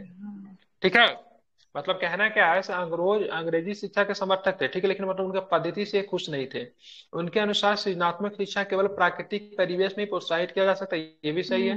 ठीक है, टैगोर, ठीक है, टैगोर आधुनिक पश्चिमी सभ्यता और भारतीय परंपरा का श्रेष्ठ तत्वों का मिश्रण चाहते थे, दोनों को मिला के। तो सारे के सारे स्टेटमेंट की बात करेंगे, इसमें भी सही लिया। ठीक है, गांधी जी की बात करें, पश्चिमी सभ्यता और मशीनों एवं प्रौद्योगिकी की बात करेंगे। मशीन हो गया, इंडस्ट्री हो गया, सबके सब मतलब क्या थे, गांधी जी जो थे विरोधी थे। ठीक है, 47 नंबर पर सती का शब्द का अर्थ क्या होता है? साहसी महिला, सदाचारी महिला, या फिर आग में समाहित होने वाली महिला? बताइए क्या होगा? सदाचारी। शुक्र है आप लोगों ने आग में समाहित होने वाली महिला नहीं बताया। ठीक है, क्या होगा? सदाचारी महिला। ठीक है, ध्यान में रखेंगे। ठीक है, ये प्रथा जो थी, सती प्रथा, सबसे ज्यादा समकालीन कहाँ पे थी? पंजाब में थी, बिहार में थी, उत्तर प्रदेश में थी, बंगाल में थी, या फिर महाराष्ट्र में थी? कहाँ पे थी सती प्रथा बहुत ज्यादा? बंगाल में, ठीक है। बहुत ज्यादा कहाँ पे थी? बंगाल में थी, ठीक है। राजा राम मोहन राय के समय में निम्नलिखित कथनों पर विचार किया। उन्होंने कोलकाता में ब्रह्म सभा की स्थापना की, तो बताइए सही है। राजा राय, ठीक है, राजा राम मोहन राय पश्चिमी शिक्षा के प्रसार, ठीक है, राजा राम मोहन राय पश्चिमी शिक्षा के प्रसार के पक्ष में थे, सही है। बिल्कुल। राजा राम मोहन राय ने विधवा महिलाओं के समर्थन में, ठीक है, कोई आदमी जो था 25 नंबर क्वेश्चन का मुझे स्क्रीनशॉट लेके जरा भेजिएगा, ठीक है, मैं उसका देखूंगा, जरा चेक करूंगा। 25 क्वेश्चन में डाउट हुआ था ना। राजा राम मोहन राय विधवा विवाह के समर्थन में विधवा विवाह के पक्ष में कानून बनाने की मांग की थी, क्या बात ये सही है? ये तो राजा रामचंद्र ने बोला था। ठीक है, ये राजा राम मोहन ने नहीं किया, किसने किया था? ईश्वर चंद्र विद्यासागर ने किया था। किसने किया था? ईश्वर चंद्र विद्यासागर ने, ठीक है, ध्यान में रखेंगे, ठीक है, ईश्वर चंद्र विद्यासागर के पक्ष में किया। ये और ये सही है, एक और दो सही, बाकी तीसरा नंबर का राजा राम मोहन ने सती प्रथा के लिए कानून बनाने की मांग की थी। नती की मतलब की विधवा प्रथा, विधवा विवाह के लिए, ठीक है। विधवा विवाह के लिए कौन हो जाएगा? ईश्वर चंद्र विद्यासागर, इसको आपको ध्यान में रखना चाहिए, ठीक है। आगे चलेंगे तो आगे क्या प्रश्न है? प्राचीन ग्रंथों का हवाला देकर किसने समाज सुधार की पहल आरंभ की, तो क्या बताएंगे? राजा राम मोहन राय, ईश्वर चंद्र विद्यासागर, ज्योतिबा फुले, फिर दयानंद सरस्वती, क्या बताएंगे? प्राचीन ग्रंथों का हवाला देकर किसने समाज सुधार की पहल के आरंभ की? ठीक है, बिल्कुल राजा राम मोहन राय, इधर राइट आंसर हो जाएगा, ठीक है, ध्यान में रखेंगे। राजा राम मोहन राय क्या है? सही है, इसको आपको ध्यान में रखना है, ठीक है। राजा राम मोहन राय ने सती प्रथा की समाप्ति के लिए, ठीक है, रणनीति अपनाई, जिसे अगर बात करेंगे, ठीक है, रणनीति अपनाई, उसे बाद के सुधारकों ने भी अपनाया, ठीक है, ध्यान में रखना है। विधवा विधवा विवाह का कानून किस गवर्नर जनरल के शासनकाल में पारित हुआ? 56 में पारित हुआ, तो उसी से आप लोगों को गवर्नर जनरल का नाम ध्यान होना चाहिए। कब हुआ था? लॉर्ड कैनिंग, ठीक है, 56 में, ठीक है, नहीं सती प्रथा की बात नहीं हो रही है, ठीक है, विधवा विवाह की, ठीक है, 56 में, 1856, ठीक है, ध्यान में। कब था? 1856 में, कैनिंग के शासनकाल में, ठीक है। सती प्रथा को अब प्रतिबंधित क्या अवैधानिक कब घोषित किया गया था? 1829 में। 1829। बिल्कुल। आप चलेंगे, ईश्वर चंद्र विद्यासागर साहब कहाँ से थे? कोलकाता से, महाराष्ट्र से मिला, ये कहाँ से थे? तो सिंपल सी बात है, कहाँ से हो जाएगा? कलकत्ता से हो जाएंगे, ठीक है, एक नंबर, ठीक है। आर्य समाज की स्थापना कहाँ पे हुई थी? आर्य समाज की स्थापना की बात करें, कहाँ पे हुई थी? ठीक है, आर्य समाज की स्थापना की बात करेंगे, 3 का मतलब क्या हो जाएगा? पंजाब, ठीक है, पंजाब में। नहीं, आर्य समाज सबसे पहले लाहौर शाखा थी ना इसकी, आर्य समाज की, ठीक है। भोपाल की बेगम, क्या है भोपाल की बेगम? ये हो जाएगा अलीगढ़ सर। अलीगढ़ हो जाएगा सर। अलीगढ़ तो ज्योतिबा फुले होगा। नहीं, ज्योतिबा फुले महाराष्ट्र हो जाएगा। ठीक ठीक ठीक ठीक है। और ज्योतिबा फुले साहब कहाँ से हो जाएंगे? फुले साहब कहाँ थे? महाराष्ट्र से थे, ठीक है, महाराष्ट्र ध्यान पुणे रखेंगे, से। ठीक है, महाराष्ट्र से थे। फिर से एक बार रिपीट कर दे रहा हूँ, ठीक है, सुन लीजिए, मिला ही देता हूँ, ठीक है। ईश्वर चंद्र विद्यासागर कहाँ से थे? तो ध्यान में रखिए, कहाँ से थे? कोलकाता से। ज्योतिबा फुले की बात करेंगे महाराष्ट्र से। आर्य समाज की बात करेंगे पंजाब में, ठीक है। आर्य समाज की एक शाखा लाहौर में थी, दूसरा बॉम्बे में भी थी। भोपाल की बेगम की बात करें, अलीगढ़ की थी, ठीक है, ध्यान रखेंगे, ठीक है। अब आगे लेकिन सर चलेंगे, पहला निम्नलिखित आर्य समाज का जो पहला शाखा खुला था वो तो बॉम्बे में ही ना खुला था 1875 में। बॉम्बे में खुला था, लेकिन वो लेकिन उसका 1877 में लखनऊ में उसका मुख्यालय है। लखनऊ की Lahore, sir, sorry, Lahore Lahore by mistake बोल बाद दिया। बाद में लाहौर उसको सर। शिफ्ट किया गया था, लेकिन पहले स्थापना मुंबई में ही न हुआ था। ठीक है ना। मुंबई में करेंगे तो ईश्वर से इनको कहाँ मिलाएंगे? ठीक है, ज्योतिबा फुले को कहाँ रखिएगा बताइए, अकॉर्डिंग टू ऑप्शन जाइए, ज्योतिबा बताइए फुले कहाँ पुणे रखिएगा? में है, पुणे हमको महाराष्ट्र बेसिस के वो नहीं पुणे कर रहा है। है। रुकिए ना, हम पुणे है बता रहे ऑप्शन हैं, में। जल्दी जल्दी। शाखा ये की नहीं सही है, बात कर आपके रहा है। अनुसार सही है, मतलब हम वो कह रहे हैं कि पहली बार स्कूल की स्थापना बात मुंबई करेंगे हुआ ना, था। उनकी जो स्कूल जो खुली थी ना, डीएवी एंग्लो स्कूल विद्यालय, की बात लाहौर कर में ही रहा खुली है। थी, ठीक है। लाहौर में इसका प्रिंसिपल किसे बनाया गया था बताइए मिस्टर गुड्डू, कौन थे प्रिंसिपल इसके डीएवी के पहले प्रिंसिपल? दयानंद डीके सरस्वती। कुछ करके ना था, ना नहीं ना सर, नहीं, डीके कुछ इसका डीके ये करके है, था, नहीं, पीटर डीके स्कॉट करके। हंसराज, कुछ है सर। अरे हंसराज, अच्छा, हंसराज बिल्कुल सही है, सर, उस बिल्कुल। दिन पढ़ा ठीक है। था, भूल गए दयानंद सर। एग्लो वैदिक स्कूल, ठीक है। सॉरी बाद सर। में ये आर्य समाज जो था 2 भागों में बट जाता है। एक भाग जो था पश्चिमी शिक्षा का समर्थक था, जिन्होंने डीएवी स्कूल को बनाया। एक भाग जो था गुरुकुल शिक्षा का समर्थक है, जिनमें सबसे बड़े नेता जो थे स्वामी सरजानंद, जिनकी बाद में हत्या कर दी जाती दिल्ली में, ठीक है। तो एक जो थे गुरुकुल वाला शिक्षा, जो कि भारतीय, जो कि एकदम जड़ शिक्षा उनके समर्थक थे। एक वेस्टर्न शिक्षा के भी समर्थक थे, जिनमें हंसराज भी शामिल थे, ठीक है। चलिए, ताराबाई सिंधे ने, ठीक है, स्त्री पुरुष तुलना नाम की किताब प्रकाशित की, ताराबाई बिल्कुल सिंधे सही ने, है ठीक है। सर। पंडिता सही है। रमाबाई ने हिंदू धर्म में उपस्थित लगभग सभी जातियों की हिंदू महिलाओं की दुर्दशा पे एक मतलब किताब लिखी, बताइए कौन सा सही है? ये भी सर सही है। पहला ये भी तो सही है सही सर, है, दोनों सही है पहला सर। केवल सही है, दूसरा गलत लिया है, ठीक है, गलत है ध्यान सर, रखेंगे। बिल्कुल गलत गलत। ले हाँ, रहा है। किताब थोड़े पंडिता लिखा है रमाबाई सर। ने पंडित सुन लीजिए, पंडिता रमाबाई ने अच्छा हिंदू धर्म में उपस्थित लगभग सभी जातियों के हिंदू महिलाओं की दुर्दशा पर किताब नहीं लिखा है। ये मैं पढ़ दे रहा हूँ, सुन लीजिए। पुणे के घर में ही रहकर अपनी शिक्षा प्राप्त करने वाली ताराबाई शिंदे ने स्त्री पुरुष तुलना नाम की किताब प्रकाशित की, जिसमें पुरुषों और महिलाओं के बीच में मौजूद सामाजिक फर्कों की आलोचना की गई है। संस्कृत की महान विद्वता रमाबाई ने ऊंची जाति की हिंदू महिलाओं की दुर्दशा पर एक किताब लिखी है, ठीक है। हिंदू धर्म में नहीं लिखा हुआ, ठीक है। ऊंची जाति की बात करेंगे, महिलाओं के ऊपर एक किताब लिखी। उन्होंने पुणे में एक विधवा गृह की स्थापना की, जहां ससुराल वालों के अत्याचार झेल रही महिलाओं को पनाह दी जाती थी। वहां की महिलाओं को ऐसी चीज सिखाई जाती जिनके सहारे वो अपनी रोजी रोटी चला सके, ठीक है। हिंदू धर्म में सब उपस्थित लगभग सभी नहीं, ठीक है। ऊंची जाति की महिलाओं को ऊंची उन्होंने पुस्तक जाति लिखी थी, थी, ऐसा हाँ। कहना है पंडिता रमाबाई जी के द्वारा किताब लिखा गया था, ठीक है। समझ गए? सभी जाति नहीं, उच्च हिंदू जाति धर्म सब, के केवल सभी उच्च जाति थी। कौन जाति, सी जाति? ये अपने केवल ऊंची उच्च जाति। जाति। वो दो बिल्कुल जाति बेहतरीन, ठीक है। आगे चलेंगे। बाल विवाह निषेध अधिनियम कब पारित किया गया? बाल विवाह को निषेध कर दिया गया, बताइए। बाल बाल 29 में 1804 में 29 आया में था। 1929 में 1804 में, ठीक है। नहीं 1929 में, ठीक है। क्या हो जाएगा? बाल विवाह निषेध की बात करेंगे अधिनियम कब? 1929 में। कब? क्या 1929 में निषेध कर गया? कौन सा, किसका शासनकाल होगा? इरविन के था, शारदा एक्ट था बाल विवाह से सर, हाँ, शारदा ठीक है। एक्ट। एक व्यक्ति का भी योगदान जाता है, एक व्यक्ति का, इनका हरिविलास शारदा का नाम तो आप लोग जानते ही होंगे। इसमें हरि बताइए विलास उम्र कितनी थी? नाम लड़कों क्या था? की अजमेर उम्र के कितनी थे। थी? वही सर, शारदा 14 शारदा 18 आयोग है। Boys 18 girls 14। इसमें जो लिखा, इस अजमेर के कानून थे। के अनुसार 1929 वाले कानून के अनुसार जो लड़कों की उम्र जो था 18 साल थी, लड़की की उम्र 14 कितना था? 16 साल था। 18 16 ना 1929 वाला सर, कानून के नहीं हिसाब नहीं से। 14 18 था। का जो 14 18 नेटिव सर, मैरिज गलती एक्ट दे रहा था हूँ वही वहाँ सेम पे। था। सेम आपको ही है, 14 72 18 वाला था। जो आया था 14 18 जो ही है। नेटिव मैरिज एक्ट 72 था वही सेम इसमें भी था। नेटिव मैरिज में नेटिव 14 मैरिज 18 था, लेकिन सोल्यूशन में 18 16 दे रहा है, नहीं, पर इसको देख लीजिएगा वो आप लोग, गलत ठीक है। दे रहा है सॉल्यूशन में। हरिविलास 14 होता है शारदा, सर। हरिविलास शारदा नेटिव वाला तो मुझे भी पता है, से ये 18 14 था, लेकिन 1929 में दोनों जो में पारित सेम ही हुआ। था, नेटिव मैरिज और इसमें दोनों में ही था। हरिविलास शारदा जो अजमेर के थे और उसी के जो है आपको कहने पर बना था 14 18। लड़कियों का वो एज ऑफ 12 कंसेंट के लिए वो 12 सहमति। 12 बात वर्ष आ रहे था। हैं, वो 12 वर्ष 12 था। से 14। कम का प्रतिबंध लगाया गया था। चलिए ठीक है। एक्चुअली उसमें हाँ अच्छा पुरुष सर, के लिए नहीं था, नेटिव महिलाओं के लिए नेटिव बस मैर था। नेटिव मैरिज एक्ट जो था वो तो अंतरजातीय विवाह के लिए था ना।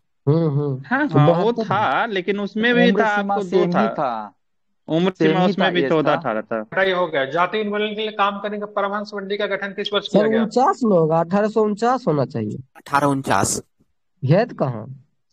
तेरा 1840 1840 होगा ले रहा है, इसके ठीक है। अनुसार। 1840 होगा। देखिए 1840 ऐसे हाँ, बम्बई में दो होता कहाँ पे है, हुआ था? स्पेक्ट्रम 1849 देगा और लुसेंट 1840 देगा। स्पेक्ट्रम देगा, इसका देगा गोपाल हरि देशमुख ये 1840 में। ये एनसीईआरटी का क्लास 8 का चैप्टर नंबर 7 का पेज नंबर 82 से लिया गया है, ठीक है। देख लीजिएगा, ठीक है। 1840 लिखा हुआ वहां पे, 1840 लिया, ठीक है। जाति उन्मूलन के परमहंस मंडली का गठन बंबई में 1840, ठीक है।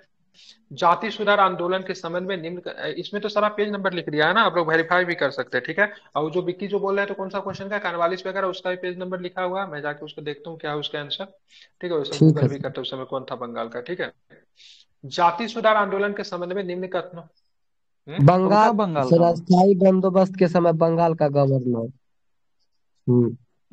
नहीं, हम नहीं थे तो वो तो अस्थायी बंदोबस्त कॉर्नवालिस दिया हो जाएगा जाता है 1793 जान कर दे। कॉर्नवालिस। उसको ध्यान में देखिए ना, सर वो नहीं पूछ रहा है, फिर ठीक है। बाद में देख चलते हैं केवल सर। पूरे भारत का कॉन्सेप्ट नहीं लिया, केवल बंगाल के संदर्भ में वो पूछ रहा था, ठीक है। जाति सुधार आंदोलन के संबंध में निम्न कथनों पर विचार करें। सतनामी आंदोलन की शुरुआत घासीदास ने पश्चिम भारत में की, ठीक है। पूर्वी बंगाल में हीरादास ठाकुर ने मतुआ पथ ने चंडाल काश्तकारों के बीच काम किया, बताइए। बहुत सुंदर क्वेश्चन। दोनों सही है सर। पहला सही है, नहीं दूसरा सही है, पहला गलत लग रहा है। ये सतनामी सर आंदोलन पश्चिम तो हमको लगता है पंजाब करेंगे सतनामी की बात करेंगे, पश्चिम भारत में नहीं था, मध्य भारत में था। बहुत सुंदर। ये मध्य कहाँ में था? भारत, ये ये पंजाब में था, ये पंजाब में हाँ वो तो पंजाब, हम सोच उसी का भाग आ है। गया था, ठीक है। सतनामी जो था ना सतनामी सिख आंदोलन। था, ठीक है, ध्यान में और रखेंगे। ये सतनामी क्या भगवान था? दास थे ना, सिख मुख्यतः था, वही कर रहे थे। भगवान दास ठीक मुख्यतः है। थे इसमें। बिल्कुल ठीक है। बाकी दूसरा स्टेटमेंट की बात करेंगे तो सही है, ठीक है। बात करेंगे पूर्वी बंगाल में हीरादास ठाकुर ने मतुआ पंथ ने चंडाल काश्तकारों के बीच काम किया, ये सही है, ठीक है। ओरू जाति, ओरू मतनम, ओरू देवम, मनुष्यायन, मानवता ही एक जाति एक धर्म, ठीक है। किनका स्टेटमेंट है ये? नारायण किनका गुरु स्टेटमेंट है? नारायण गुरु, ठीक है। नारायण कहाँ से गुरु आते थे? 1925 कहाँ के आते थे? कहाँ केरल से आते के थे थे। नारायण गुरु? केरल के केरल। थे, ठीक है। कहाँ के थे? केरल से थे नारायण गुरु, ठीक है। इनको आपको ध्यान में रखना है, बिल्कुल हाँ भाई। स्टेटमेंट सही है ये। चलिए आगे चलेंगे, 57 नंबर प्रश्न देखेंगे, ठीक है। चलिए 57, गुलामगिरी पुस्तक की रचना ज्योतिबा फुले ने किस वर्ष की, तो बता ही देंगे आप। 73 में 73 में 72 नहीं नहीं 73 72 अरे 1873। चैप्टर सर गलती नहीं नहीं है 72 राइट होगा, आंसर है 72 होगा। वो 73 आपको होगा, आप देखिएगा इसका सर। किया था, सत्यशोधक समाज किया था, हम जानते हैं 72 अरे होगा, वो देख भी लीजिए एक किया बार। सर, ये भी किया सर, 73 ये दोनों कंफर्म है, दृष्टि में भी पढ़ा है सर। ठीक है सर। 73 नंबर 7 का पेज नंबर 85 निकालिए, देख लीजिए क्या लिखा हुआ गुलामगिरी है, ठीक है। पुस्तक का कितना बोल रहे हैं? 1872 में किए। प्रूफे के लिए 1872 है तो बोलिए तो हम निकालते ठीक हैं है, 72। कौन सा पेज नंबर? जो भी होगा बिना मतलब का वो पेज डिस्कशन नंबर मत बोलिए, कीजिए। पेज नंबर हम देख देख लीजिए ही यहाँ पे, लेते। ठीक है। पेज नंबर पेज नंबर बोलिए, पेज पेज नंबर नंबर। सारी 85। 72 लीजिए फिर 72 कर रहा है, आप लोग देखिए पेज नंबर निकाल के देखिए ना, गलती हो सकता है, क्यों नहीं हो सकता। पेज नंबर क्या सर 85 क्लास 8। 73 सही है। चलिए हटाइए, पेज नंबर बता दे रहा हूँ, ठीक है। पेज नंबर 85 है, ठीक है। क्लास 8 का हिस्ट्री निकाल के देख लीजिए, चैप्टर नंबर 7। पटना समाज की स्थापना कब की गई? 67 तारीख के साथ कभी 67 भी इतना डिस्कशन नहीं करना चाहिए, 67 किसी का भी तारीख गलत हो सकता है, 1867। सोल्यूशन में कहीं भी हो सकता है, ठीक है। नहीं सर, 1867 में, इसलिए ठीक है। सटा के जो हाँ, दिया ना इसलिए। भारत में आर्म्स सेट किसके शासनकाल में आया था? सबसे पहले ये बताइए, किसके शासनकाल में आर्म्स सेट आया था? लिट्टन। लिटन कब आया था? 78 में बिल्कुल 1878 में। 1878, बिल्कुल 1878 is the right answer, very good, ठीक है। इल्बर्ट बिल लागू करने के समय निम्नलिखित कथनों पर विचार करें। सबसे पहले इल्बर्ट बिल किसके समय में आया था, ये बता दीजिए। रिपन। में बिल का लॉर्ड कारण क्या रिपन था? वही सर रोहियों हमें का सर 1883 में रिलेटिव था। सरकार ने इल्बर्ट बिल जनवरी लागू करने का प्रयास किया। इस बिल के जरिए एनसीईआरटी भारतीय में अधिकारों 73 पर दे रहा है, प्रतिबंध लेकिन लगा। तो स्पेक्ट्रम बताइए, में मानिएगा कि 72 है, नहीं? एनसीईआरटी में 73 है। सर स्पेक्ट्रम हम के बोले नहीं तारीख पे 73 कभी है। भी आप लोग याद नहीं करेंगे, स्पेक्ट्रम तारीख बहुत गलत है, ठीक है। स्पेक्ट्रम का तारीख को कभी भी कॉन्सेप्ट नहीं बनाइए। स्पेक्ट्रम कॉन्सेप्चुअल पुस्तक है, तारीख के साथ स्पेक्ट्रम का तारीख का ऐसा तारीख गलत है ना, 5-5 साल 6-6 साल का अंतर है, ठीक है। ठीक है स्पेक्ट्रम के इसमें तारीख के तो साथ न वो कीजिए, ठीक है। अब एनसीईआरटी मानिएगा कि स्पेक्ट्रम मानिएगा, बताइए अब क्या मानिएगा, आप लोग खुद डिसाइड नहीं करिए। नहीं तो एनसीईआरटी हाँ। मानेंगे। इसीलिए फालतू डिस्कशन करने से अच्छा है टॉपिक दिया हुआ, पेज दिया हुआ, वैसे भी यूट्यूब पे वीडियो जाता है ना, सब कंफ्यूज करते रहता है, सीधू लड़ती क्यों रहता है, ठीक है। मतलब बोलते रहता है, हम लोग को समझ में नहीं आता है कि हल्ला कहाँ से होते रहता है, तो फिर बोलने रहते हैं क्लास रिकॉर्डिंग है, ठीक है, प्रॉपर वीडियो नहीं रिकॉर्डिंग किया गया है, ठीक है। इसीलिए हम चाहते हैं थोड़ा सा ना मतलब प्रॉपर डिस्कस हो, फालतू का हल्ला ना हो, ठीक है। जब भी विवाद हो सीधे कॉन्सेप्ट निकालिए, देखिए, बता दीजिए, इसमें कोई वो थोड़ी ना किसी के ऊपर कुछ साबित करना है, जो होगा सब वैलिड। अभी चेक कर लिए, कितना अच्छा लग रहा है, 1873 सभी लोग मान लिया। चलिए इल्बर्ट बिल विवाद की बात करेंगे तो ये तो अखबार पर प्रतिबंध लगाने के लिए नहीं ना था, ठीक है। क्या था ये इल्बर्ट बिल? तो भारतीय न्यायाधीश न्यायाधीश के के द्वारा बारे में। यूरोपियों को भी सजा सुनाने के लिए मतलब ये आया था, ठीक है। जी सर। 61 न्यायपालिका नंबर से प्रश्न संबंधित चले, था। बिल्कुल ठीक है। कांग्रेस की स्थापना के संदर्भ में निम्नलिखित कथनों पर विचार कीजिए। 1885 में देश भर में 72 प्रतिनिधियों ने मुंबई में सभा करके भारतीय राष्ट्रीय कांग्रेस की स्थापना करने का फैसला किया, ये बात सही है? बिल्कुल। तो संगठन के प्रारंभिक नेता दादा भाई नौरोजी ने ब्रिटिश संसद के सदस्य रह चुके थे, ये भी बात सही है? सही। तो अगर मैं सही अगर है पूछ लूं सर। कब से कब तक ब्रिटिश संसद का सदस्य रहेगा, तो बता देंगे आप लोग? 1995 1892 ठीक है, 1892 से 92 से 95 कहाँ से जीते थे लिबरल चुनाव? Party Finsbury sir. ठीक है थे कि दूसरा बार जीते थे कि तीसरा बार जीते थे? दूसरी बार सर। दूसरी बार में जीते थे ना शायद। हाँ में जीते थे। ये सेकेंड बार में जीते, पहली बार में हार गए थे। सेना विरुद्ध ब्रिटिश अफसर ए हुम कांग्रेस की स्थापना में महत्वपूर्ण भूमिका निभाई, ये भी सही है? बिल्कुल सही है सर। आईसीएस अधिकारी थे, पक्षी वैज्ञानिक भी थे, ये भी ध्यान में रखिएगा, ठीक है। नया नियम इटावा सर। से नहीं, इटावा के आईसीएस अधिकारी इटावा। इटावा से आते थे, ठीक है, ध्यान में रखिएगा, जी ठीक सर, है। ये इटावा पक्षी सही है। वैज्ञानिक भी थे, ये भी आपको ध्यान में रखना है। और ये अपने आजीवन मतलब कांग्रेस के किस पद पे बने रहे? सचिव महासचिव सर, महासचिव हाँ वो नहीं, महासचिव सचिव 1907 तक रहते सर। 1907 तक वो सेकंड रहते तो कांग्रेस के महासचिव। वही महामंत्री देता है कोई बुक। इन्हीं को ना कांग्रेस का जनक घोषित किया गया। किस अधिवेशन में कांग्रेस का जनक घोषित बांकीपुर किया, जो बिहार में अधिवेशन हुआ था? पटना सर, 1912 बांकीपुर में। अधिवेशन, बांकीपुर बिल्कुल, ठीक अधिवेशन। है। तो इसके सारे कथन सही है, ठीक है, ध्यान में। कांग्रेस के उसमें पहले बार महासचिव थे नेहरू जी कि भाग लेते। कांग्रेस, हाँ उसी में नेहरू जी भाग, कांग्रेस के महासचिव थे कि सचिव थे? ये महासचिव की महासचिव। सचिव? नहीं सर, महासचिव महासचिव। महासचिव कहीं महामंत्री दे देता है, वही महासचिव ना दे के। सर्वप्रथम किसने किया था? स्वराज की मार्ग सर्वप्रथम किसने किया था?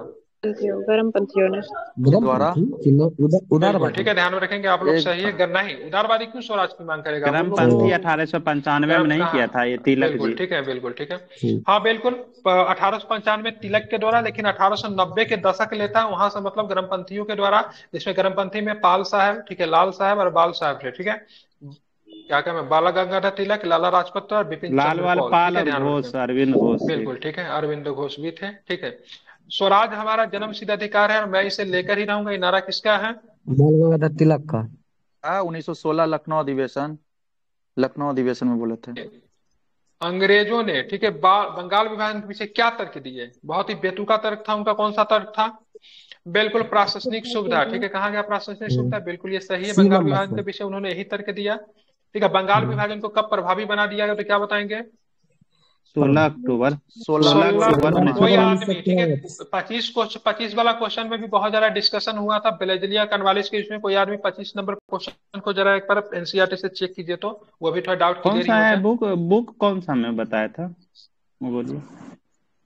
25 नंबर पड़ेगा, लेकिन उसमें पेज नंबर सब नहीं, कुछ हमको लिखा नहीं होगा, है ठीक है। पीडीएफ पता किधर। अरे यहाँ पे देखिए नीचे जो ग्रुप का जो लिंक डाला हुआ, इसमें देखिए ना होगा पीडीएफ, यहाँ पे पीडीएफ डाला हुआ है, इसको खोलिए। सर आंसर दे दिए क्या? वो देखिए कोई तो कहाँ है वो। नो। पर क्वेश्चन तो आप बोले ही नहीं रहे सर। देखते हैं 25 नंबर क्या का। 63 से 25 पे जाना पड़ेगा।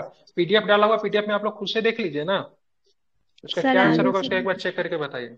हो गया, जा रहे हैं आगे, थोड़ा सा पेशेंस बना के रखिए। कहाँ है वो उसका एनालिसिस रहेगा तब ना। नहीं है पीडीएफ देना है, सॉरी एक मिनट रुकिए, आंसर का ही पीडीएफ देता हूँ।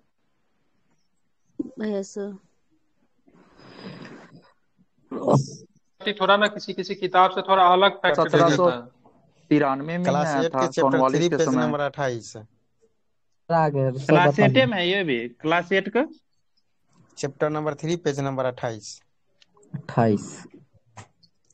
अलग से कुछ फैक्ट ले लेता है, ठीक है। तो इसी बात को लेकर कभी कभी डिबेट हो जाता है कि कॉन्वेंशनल पुस्तक में वो चीज नहीं होता है। एनसीईआरटी कभी कभी अपने मन से ले लेता है, बहुत सारी चीजों का ले लेता है, ठीक है।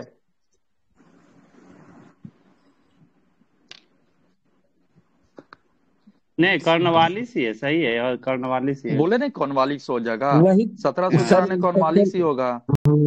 वही तो ठीक है। तो क्वेश्चन सर बोले अस्थायी बंदोबस्त, वैसे ही मैंने बोल दिया कॉर्नवालिस मिल गया।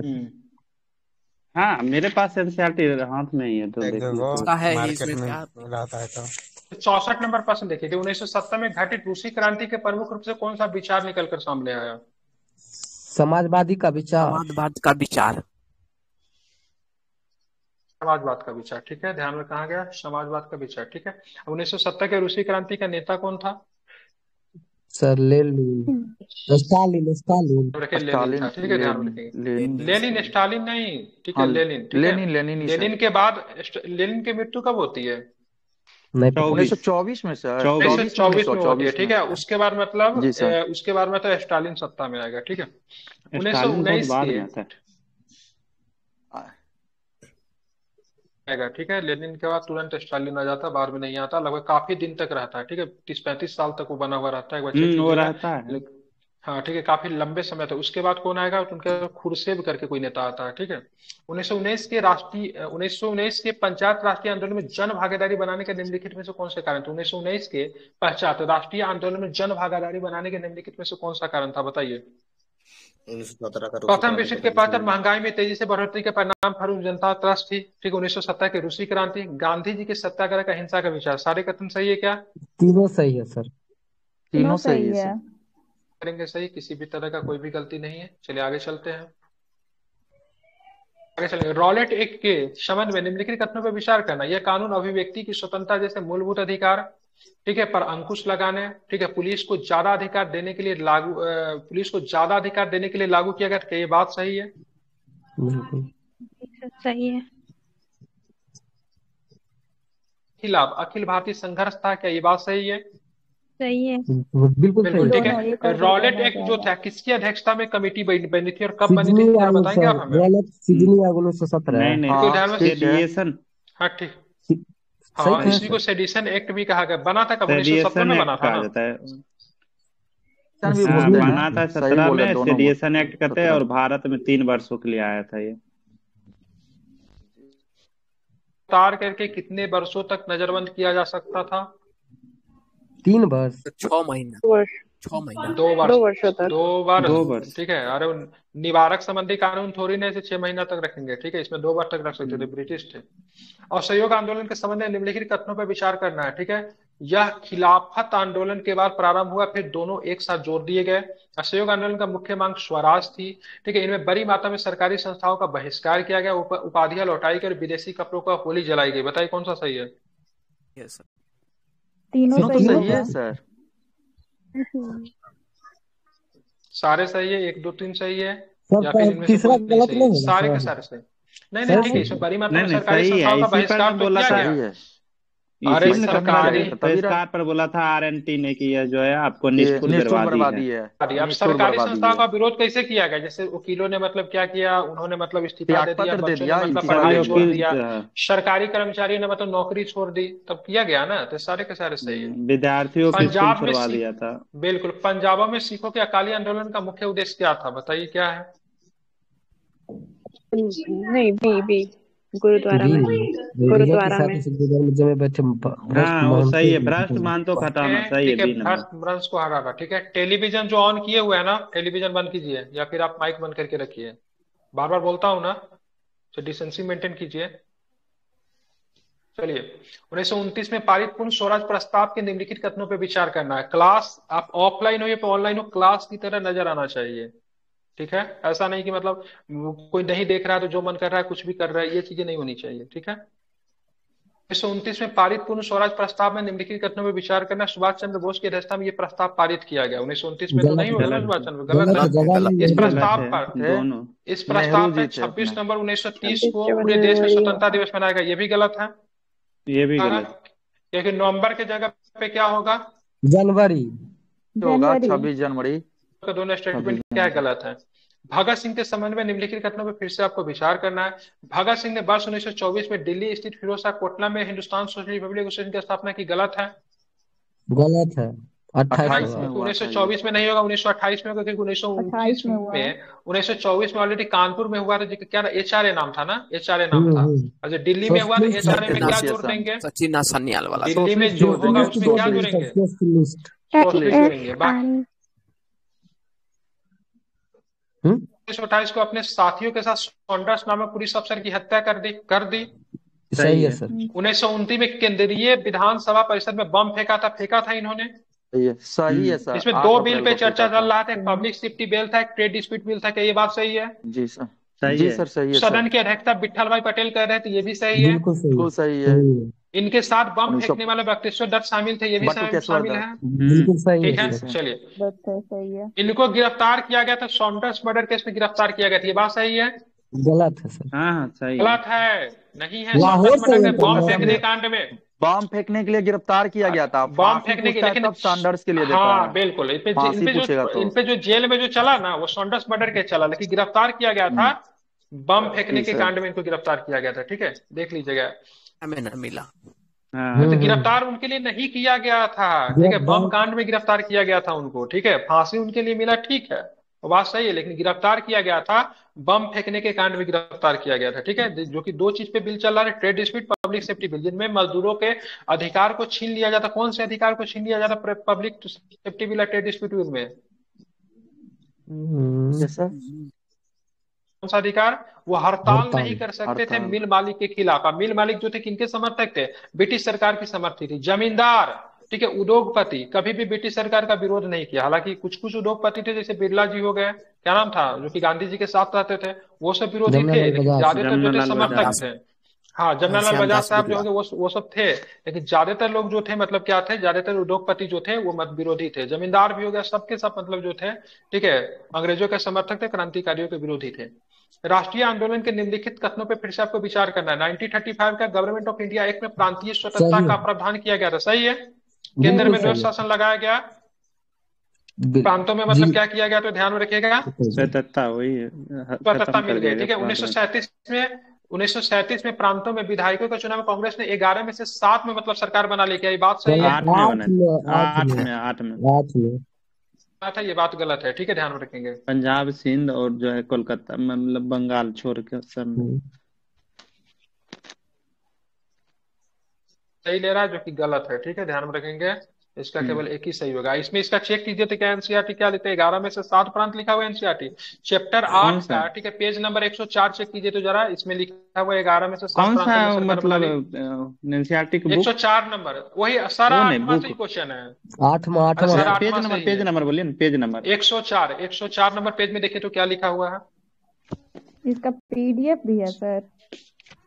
बाद में डालेंगे कौन सर। डाले हैं 7 सर? प्रांत लेकिन अच्छा, दिया है, इसमें जाइए। एनसीईआरटी में भी 7 प्रांत दिया, लेकिन हम लोग तो जानते ही है गलत होना चाहिए, एनसीईआरटी में भी 7 दिया है। अब बताइए अब क्या कीजिएगा। अब इसमें 8 में इस पे डिबेट हो सकता है बिना मतलब का, अगर हाँ। ठीक है जानते सर। हैं अरे यहाँ पे एनसीईआरटी है, देखिए ना, एनसीईआरटी सबसे है। नीचे देखिए ना, सबसे नीचे लास्ट वाला देखिए फोटो ना, खींच के सबसे भेज नीचे दे ना क्या? लिखा हुआ नहीं उसी विश्वास में है, है। हो रहा है एनसीईआरटी से बोल रहे हैं हम। सर देखिए सही है। क्योंकि हम बोलेंगे ऐसा नहीं, इसका बताइए बिल्कुल इसमें 7 दिया हुआ है, आप लोग बोलेंगे नहीं हम तो सर। 8 पढ़े हुए हैं, तो सर इससे आप अच्छा तो एनसीईआरटी आप में लिखा हुआ, आप सात चेक कर लीजिए। सर 7 रहेगा तो 7 मारना पड़ेगा। हाँ 3 7 होगा। लेकिन लूसेंट में क्या लिखा हुआ है, 8 नहीं लिखा हुआ उसमें। बिल्कुल 5 गो में लूसेंट पूर्ण बहुमत था, 3 गो गठबंधन लगा के 8 गो में था। वो तो पता है हाँ सभी को, बोले ना वो आपको सिंध छोड़ के ये सभी छोड़ के था। ठीक है, देखिए आपके चलिए लिए इसका डाले हैं आंसर आपको। अच्छा आप हमको डाले, ग्रुप तो डिलीट कर देगा, ठीक है। चलिए आप चलेंगे, किस वर्ष मुस्लिम लीग ने स्वतंत्र राज्य की मांग करते हुए एक प्रस्ताव पारित किया, किस वर्ष पारित किया था? कराची अधिवेशन हुआ था। कौन सा अधिवेशन था, कराची था या फिर लाहौर था? लाहौर लाहौर लाहौर था। लाहौर था, और ये लाहौर 27वां अधिवेशन था। अध्यक्षता कर रहे थे आपको जो है मोहम्मद सर अली जिन्ना। 27 में बहतीपुर में होगा। 27वां हम लाहौर, ये मुस्लिम लीग के बोल ये रहे हैं। मुस्लिम लीग का अधिवेशन था, आप जा वो बोल रहे हैं। जी सर। है मुस्लिम लीग का मोहल्ली अध्यक्ष सिकंदर हयात खान जो है, हाँ सिकंदर प्रस्ताव जो हयात है खान था, खली कुजमा था, एक और भी था, क्या नाम है उसका, खली कुजमा जो ना था उसका, फजलुल हक, फजलुल हक, ठीक है, हाँ, फजलुल, सुनिए, देखिए फजलुल हक ने प्रस्ताव को तैयार किया, सिकंदर हयात खान ने उसका समर्थन किया, खली कुजमा ने क्या नहीं किया था, वो भी पेश कुछ किया। किया था। सिकंदर हयात ने तैयार नहीं बनाया किया था और पेश किया था फजलुल हक ने, और खली कुजमा ने समर्थन खली किया कुजमा था। ने उसका समर्थन किया था, ठीक है, देख लीजिएगा। चलिए, सुभाष चंद्र बोस के समय में निम्नलिखित कथनों पर विचार किया, वे समाजवादी विचार वाले नेता थे, ये बात सही है क्या? सही है, सही है। सही तो है। कि हालांकि बहुत सारे लोग जो थे ना, सुभाष चंद्र बोस के समाजवादी के साथ थोड़ा सा साम्यवादी विचारधारा का भी इन पे असर था, ठीक है, हाँ, बहुत सारे इतिहासकार लिखते हैं, और नेहरू जी के ऊपर भी थोड़ा सा साम्यवादी का असर झलक गया था। इसलिए आप देखेंगे से नेहरू जी तो आजाद भारत में बहुत सारी चीजों को लागू करते, जो कि यूएसएसआर से लिया गया, इस वहाँ का 5 ईयर प्लान से बहुत अधिक प्रभावित थे। तो कुछ नेता साम्यवादी विचारधारा को लेकर मतभेद ऐसे इनके ऊपर था कि नहीं था। हालांकि इसको काउंटर करने के लिए इस चार्ट का एग्जाम्पल दिया जाता है, मतलब सुभाष चंद्र बोस ने कभी भी रसियन को इस बात से समर्थन नहीं दिया कि मतलब भारत में आगे चल के साम्यवाद घोषित किया जाएगा, ठीक है, तो इससे उसको काउंटर कर सकते से नहीं था, और कुछ लोग बोलते से नहीं था। जैसे किसी इनके विषय में भी कहा जाता है, क्या नाम है इनके विषय में, कहा जाता है भगत सिंह के विषय में से उनके ऊपर साम्यवादी का बहुत बड़ा मतलब असर था। वाई आई एम थेसिस्ट, ठीक है, खुद को कम्युनिस्ट मानते थे, अंतिम समय भी वो लेनिन को पढ़ रहे थे। तो ये सब थोड़ा तुलनात्मक चीज है, इसको हम लोग अभी देखेंगे, ठीक है। भारतीय इतिहास में दर्ज बर्बर प्रत्यक्ष कार्रवाई दिवस मुस्लिम लीग के द्वारा कब बनाएगा? 16 अगस्त या 16 16 अगस्त अगस्त 1946। बिल्कुल ठीक है। इसी के बाद आप देखोगे पूरे देश भर में क्या हो जाता है, राइट हो जाता है। सबसे बड़ा राइट आपको देखने को मिलेगा, ठीक है, जहाँ पे मुस्लिम लीग की सरकार थी, तो सबसे बड़ा राइट कहाँ पे शुरू हुआ? जहाँ पे मुस्लिम लीग की सरकार थी, नवाखाली, बंगाल में, ठीक ये है, जो है बंगाल में, खाली ठीक है, हुआ था, बंगाल और में उस समय बंगाल का सीएम बोलेगा तो सुहरावर्दी थे। सुहरावर्दी था, जो कि आगे चल के कहाँ का प्रधानमंत्री बन जाता है? सुहरावर्दी बंगाल का बंगाल के नंबर बनता है वो, ठीक है, ध्यान रखेंगे। मंटेस्क्यू के समय में निम्नलिखित कथनों पर विचार किया, इसने द स्पिरिट ऑफ लॉज नामक पुस्तक की रचना की, क्या ये बात सही है? बिल्कुल सही है सर। पाकिस्तान का प्रथम प्रधानमंत्री तो लियाकत अली थे। अरे हमने ये नहीं बोला पाकिस्तान, हम बोले से पाकिस्तान का प्रधानमंत्री सुहरावर्दी बना था, ये थोड़ी बोले से प्रथम प्रधानमंत्री बना था। 16 अगस्त अगर बोलेगा ना, 16 अगस्त 1946 को ब्लैक दिवस के रूप में किस नेता ने मनाया था? मोहम्मद मौलाना अबुल कलाम आजाद। अबुल कलाम आजाद, जो कि वह मतलब बहुत बड़े मुस्लिम चेहरा थे कांग्रेस के, ठीक है। सत्ता के पृथक्करण का सिद्धांत मॉन्टेस्क्यू नहीं दिया था, ठीक है, दोनों के दोनों सही है, कोई दिक्कत नहीं है। अब पुस्तक का नाम क्या है? पुस्तक का नाम क्या है? The spirit of laws. यही क्वेश्चन पूछा था सर। बिल्कुल। जी सर। फ्रांस के नेशनल असेंबली के संबंध में निम्नलिखित कथनों पर विचार करना। 1791 में संविधान ने कानून बनाने का अधिकार नेशनल असेंबली को सौंप दिया। क्या ये बात सही है? बिल्कुल राइट आंसर बिल्कुल है, सही सही है सही सर। है, नेशनल असेंबली अप्रत्यक्ष रूप से चुनी जाती थी। क्या ये बात सही है? ये भी सही है, सही ठीक ये है। सही है। है सर, अप्रत्यक्ष 25 रूप से वर्ष से था। अधिक उम्र वाले सभी नागरिकों को वोट देने का अधिकार था। क्या बताएंगे? ये गलत सही ये है, गलत लग रहा है, हाँ सभी सर, को गलत नहीं है। था। ये गलत नहीं, है। इनको सभी नहीं को था। सही है इनकी सर। सुनिए, मैं बता देता हूँ। नहीं, गलत है। 25 वर्ष से गलत गलत है, अधिक गलत है। वैसे लोगों को, सुनिए, वैसे लोगों को वोट अच्छा देने का हाँ। अधिकार जो कि कम से कम 3 दिन का मजदूरी कर के रूप में चुकाते थे। 25 हाँ वर्ष से अधिक लोगों को वोट देने का अधिकार तो था, लेकिन कम से कम उनको मजदूरी चुकाना पड़ता था। कितने दिन का मजदूरी? 3 दिन जो तीन कमाते थे ना, उसको कम से कम टैक्स के रूप में चुकाएंगे। हम्म। ठीक है। और इसी के समय में एक बहुत बड़ा समाज जो होता है जिसको बुजुर्गा संघ कहते हैं, तो वो लोगों ने मतलब क्या किया, फ्रांस की नेशनल असेंबली का बहिष्कार किया और उन्होंने अपना एक अलग से संविधान बनाया, जिसको इतिहास में किस घटना के नाम से जानते हो, जो कि इतिहास के महत्वपूर्ण महत्वपूर्ण घटना के नाम से जानी जाती है, जिसको शपथ बोलते हैं। Tennis court of oath, tennis court का ओट के नाम से जानते हैं। ठीक है, ध्यान में रखेंगे। एक टेनिस कोर्ट था नेशनल असेंबली के बाहर में, उन्होंने बोला से हम लोग अपना ही संविधान बनाएंगे, क्योंकि ये संविधान से वो लोग मतलब क्या थे, अपना संबंध नहीं रखते सर थे। ये ठीक है, तो क्वेश्चन टेनिस कोर्ट ऑफ पूछा ओट की था घटना यही से संबंधित है। सर, ये क्वेश्चन टेनिस कोर्ट पूछा ऑफ था ओट, बीपीएससी टीचर में। हाँ, टेनिस कोर्ट ऑफ ओट फ्रांसीसी क्रांति से संबंधित है, ध्यान रखिए। उसमें एक शब्द निकल गया था, पेरिस के वीर, क्योंकि राजा ने जब टेनिस कोर्ट ऑफ ओट में जब ये आदेश दिया से सारे को निकाल कर मारो और सबको भगाओ, तो पेरिस के भीड़ ने आके इन लोगों को बजा लिया था। पेरिस के भीड़ ने इन लोगों को मतलब क्या कि सुरक्षा दिया। और टेनिस कोर्ट ऑफ ओट में इन लोगों ने मतलब पैरेलल में मतलब एक संविधान तैयार किया, जो कि एक राजा का संविधान था, नेशनल असेंबली के द्वारा बनाया गया, एक इन लोगों का संविधान था। ठीक है, ध्यान में रखेंगे। जो कि मतलब टैक्स के ऊपर मुख्यतः विचार करने के लिए नेशनल असेंबली फिर से किनके ऊपर टैक्स लगाया जाए, उनके ऊपर बहुत दिनों के बाद बुलाई गई थी। तो मतलब इसका कथन कौन सही होगा? एक और दो सही हो गया, तीसरा गलत है। 25 वर्ष से अधिक उम्र के लोगों को वोट देने का अधिकार था, लेकिन जो टैक्स देते थे उनको। ठीक है, सभी को नहीं। फ्रांस में राष्ट्रगान के संबंध में निम्नलिखित कथनों पर विचार कर। फ्रांस की राष्ट्रगान का नाम मार्सिले है। ये बात सही है? बिल्कुल सही है। तब जस्ट अभी हमने बताया। ठीक है, गीत पहली बार स्वयं से उन्हें पेरिस की कूच करते हुए गाया गया था। ये भी सही है, क्योंकि जो लोग बिल्कुल पेरिस के सही। भीड़ का बहुत बड़ा इतिहास है। क्योंकि यहाँ पे जब ये लोग टेनिस कोर्ट ऑफ ओट में जब ये लोग अपना कहा संविधान बना रहे थे ना, तो राजा ने जब मारने का जब इन लोग को दिया से मार के भगाओ इन लोग को, लुई 16 ने जब आदेश दिया, तो पेरिस के लोगों को जब पता चला, तो लोग झुंड बना के गांव से निकल कर मतलब राजा के महल की तरफ आए और उन्होंने इनको सेव किया। ठीक है, तो जब झुंड बना के जब निकले थे ना, तो मार्सिले गाते हुए निकले थे। ठीक है, यहाँ पे वही पेरिस की कूच उसी को बोलते हैं, पेरिस के भीड़ उसी को बोलते हैं। ठीक है, और यहाँ पे जब राजा ने देखा तो बहुत बड़ी संख्या में जो लोग आ रहे हैं, तो राजा अपने सैनिकों के साथ साथ मतलब वहां से मतलब क्या हुआ, भाग गया। ठीक है, ध्यान रखिए। तो दोनों को दोनों स्टेटमेंट क्या है, सही है। सही है। आप चलेंगे आगे, देखेंगे आगे क्या प्रश्न है, उसको भी जरा देखते हैं। ठीक है, यूरोप समाजवाद के संदर्भ में निम्नलिखित कथनों पर विचार करें। समाजवादी निजी संपत्ति के विरोधी थे। ये बात सही है क्या? बिल्कुल सही है। सही है सर। बिल्कुल। सही है। निजी संपत्ति का मतलब क्या था, ये विरोधी थे। ठीक है, कोऑपरेटिव यानी सामूहिक उद्यम समाजवाद का ही स्वरूप है। ये भी सही है। बिल्कुल मार्क्स का मानना था कि औद्योगिक समाजवाद पूंजीवादी समाज है, औद्योगिक समाजवाद ही पूंजीवादी सही है समाजवाद है। सर। ये भी इनका सही ये है। भी ठीक है, सही 1 है, 2 3 दोनों स्टेटमेंट सही होगा। सारे के सारे जो है सही है। ठीक है, खूनी रविवार के संबंध में बात करेंगे। तो यह घटना 1970 में घटी, जब मजदूरों का एक दल जार के महल के सामने प्रदर्शन करने पहुंचा। खूनी ये रविवार के बिल्कुल नाम से जानते हैं। ये घटना की बात करें 1970 में घटी थी। बताइए सही है क्या? ना, गलत है सर, 17 गलत है 1917 सर में वो। ये गलत हो जाएगा। 8 एक घंटे का मिनट, उससे वेतन पहले वाला ही तो थे। सही है। बात करेंगे मजदूर कार्य अवधि 8 घंटे करने की वेतन कार्य स्थिति में सुधार करने की मांग कर रहे हैं, तो क्या बताएंगे? ये ये सही खूनी सही था रविवार की सर, घटना ये सही है। सुधार सही 1970 था। की घटना नहीं है, 1905 की घटना है। कब की घटना है? 1905 की 1905 घटना है, 1905 खूनी की। रविवार।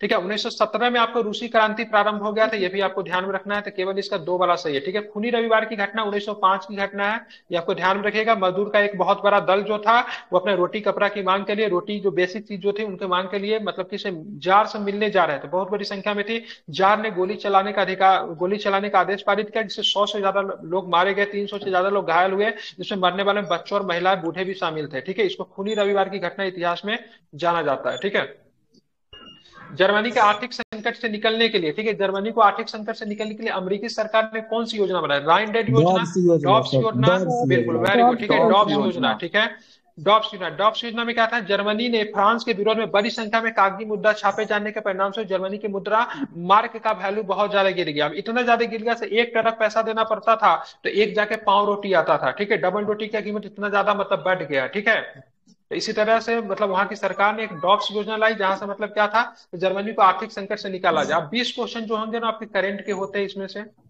ठीक है, तो 20 क्वेश्चन करंट के होते, जरा इसको भी आप लोग देख लेंगे। ठीक है, विश्वविद्यालय अनुदान आयोग, यूजीसी द्वारा हाल में मूल्य प्रवाह 2.0 दिशा निर्देश जारी किए गए। मूल्य प्रवाह 2.0 दिशा निर्देश के संदर्भ में निम्नलिखित में से कौन सा कथन सही है? ठीक है, सर देखिए पहला कौन सा ही कथन सही है। सही है? पहला पहला पहला वाला। पहला बिल्कुल, इसका उद्देश्य उच्च शिक्षा संस्थानों के नैतिक प्रथाओं का मानवीय मूल्यों का मतलब क्या देना है? बढ़ावा देना है। ठीक है, बढ़ावा देना। निम्नलिखित में से कौन सा बायो इमेजिंग बैंकिंग का प्राथमिक उद्देश्य है? ठीक है, बायो इमेजिंग बैंकिंग का प्राथमिक उद्देश्य की बात करेंगे, क्या सर हो पहला जाएगा?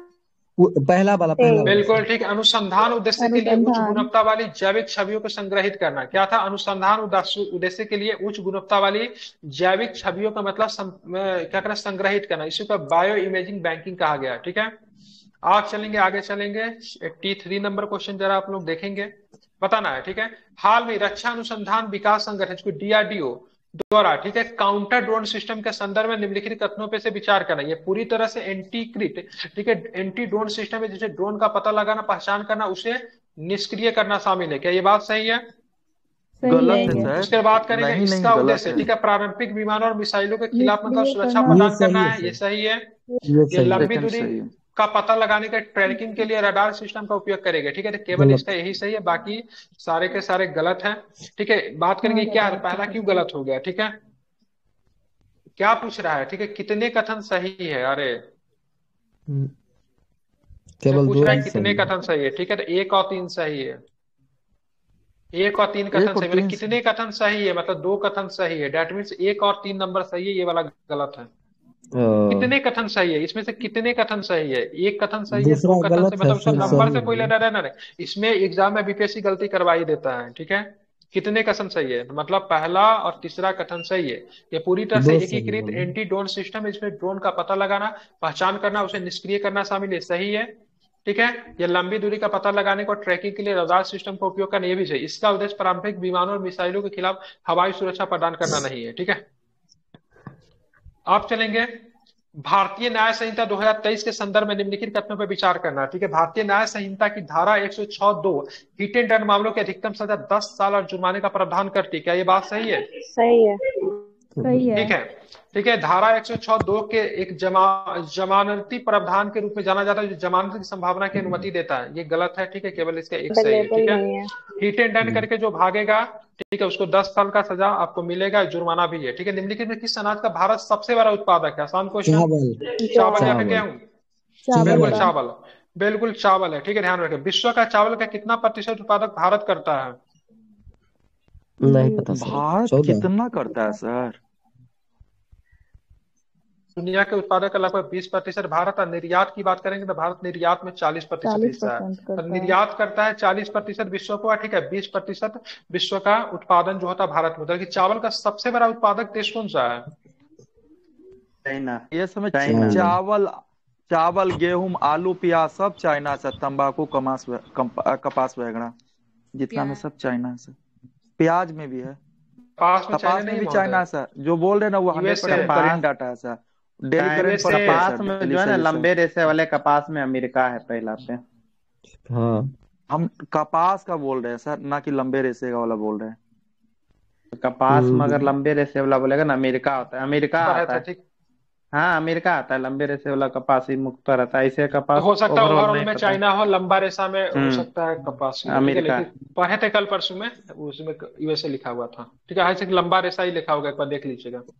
विकसित भारत संकल्प यात्रा के संदर्भ में निम्नलिखित कथनों पर विचार करें। यह तकनीकी नवाचार, पर्यावरणीय स्थिरता और सामाजिक समानता के प्रति सामूहिक प्रतिबद्धता का प्रतीक है। विकसित भारत संकल्प यात्रा के दौरान पीएम गरीब कल्याण अन्न योजना, दीनदयाल उपाध्याय योजना पे फोकस किया जा रहा है। क्या बताएंगे कौन सा कथन है? सर दूसरा एक सही सही है। है। नहीं, पहला दो सही है, सेकंड केवल नंबर ऊपर पे। दिए कौन सा करें, ये पहला गलत सही है। है। ठीक है, तो ये गलत गलत क्यों है, इसको मैं सोल्यूशन पढ़ दे रहा हूँ, सुन लीजिएगा। ठीक है, कथन पहला ही गलत होगा, कौन सा सही है? दूसरा सही है ना।